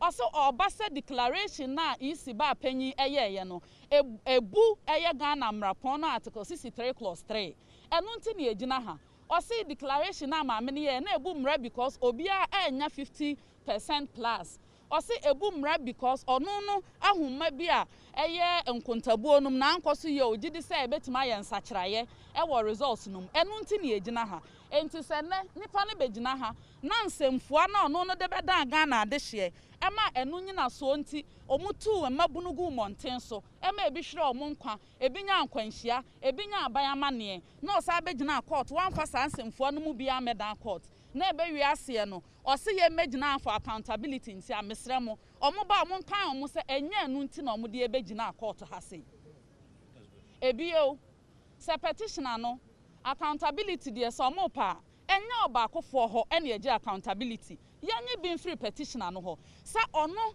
na Ghana fo akohoma a free aban no fotuom ene ye nyina ye kotokuom ye keka bo mu de ma isi ne so mo nko conduct election enu nti na candidates edumienu a no ye presidential candidate omu nyina na musifo ye ma carbon copies of a pink sheet any collation sheets from polling station constituency region and national na accountability nti na nka ehu behia se omampanyi dada se ode asem we ba court abetwema nso a enko obeka se mene mama nyokuo enam accountability any die sununku ne obu a ye wo maga na adehye nti enka nkonta ye bu ye no esunsunsu aso ni na nso so omo begina court ha omanfa accountability no ho nkonta ama amfa ho adanse ama na oma begina ya ka se da bi ye de ye ni aso de bia amaga na fo na oma hu so oma di nchonti ena omo de abegina ha se adwane afiri nsam omo de beda court no ebe pre foforo se ne na mu nyina mu sete ye no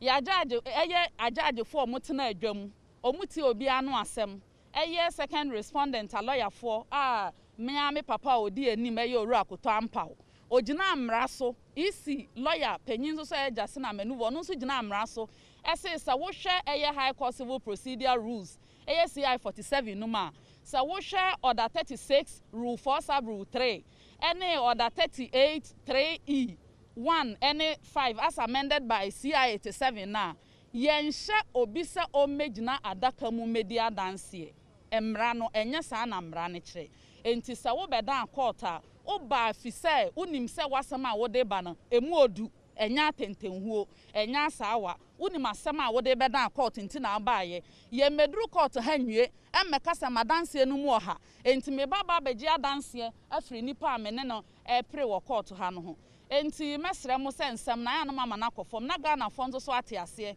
se sebi ne wa beda court e de akyinye aba beto ha no ono ena se se ode ne nyina so ene na danse eba enti nyame adom a ochina se court no sa sin eye nyame adom a ya wada anapa court no besin konwa na enne ensem a epiemu application a eye first and second respondent a lawyer for the abedan court no wa bebu na eduru ho nso ye de no mu nso nkyeremu bebremu medam nyina amase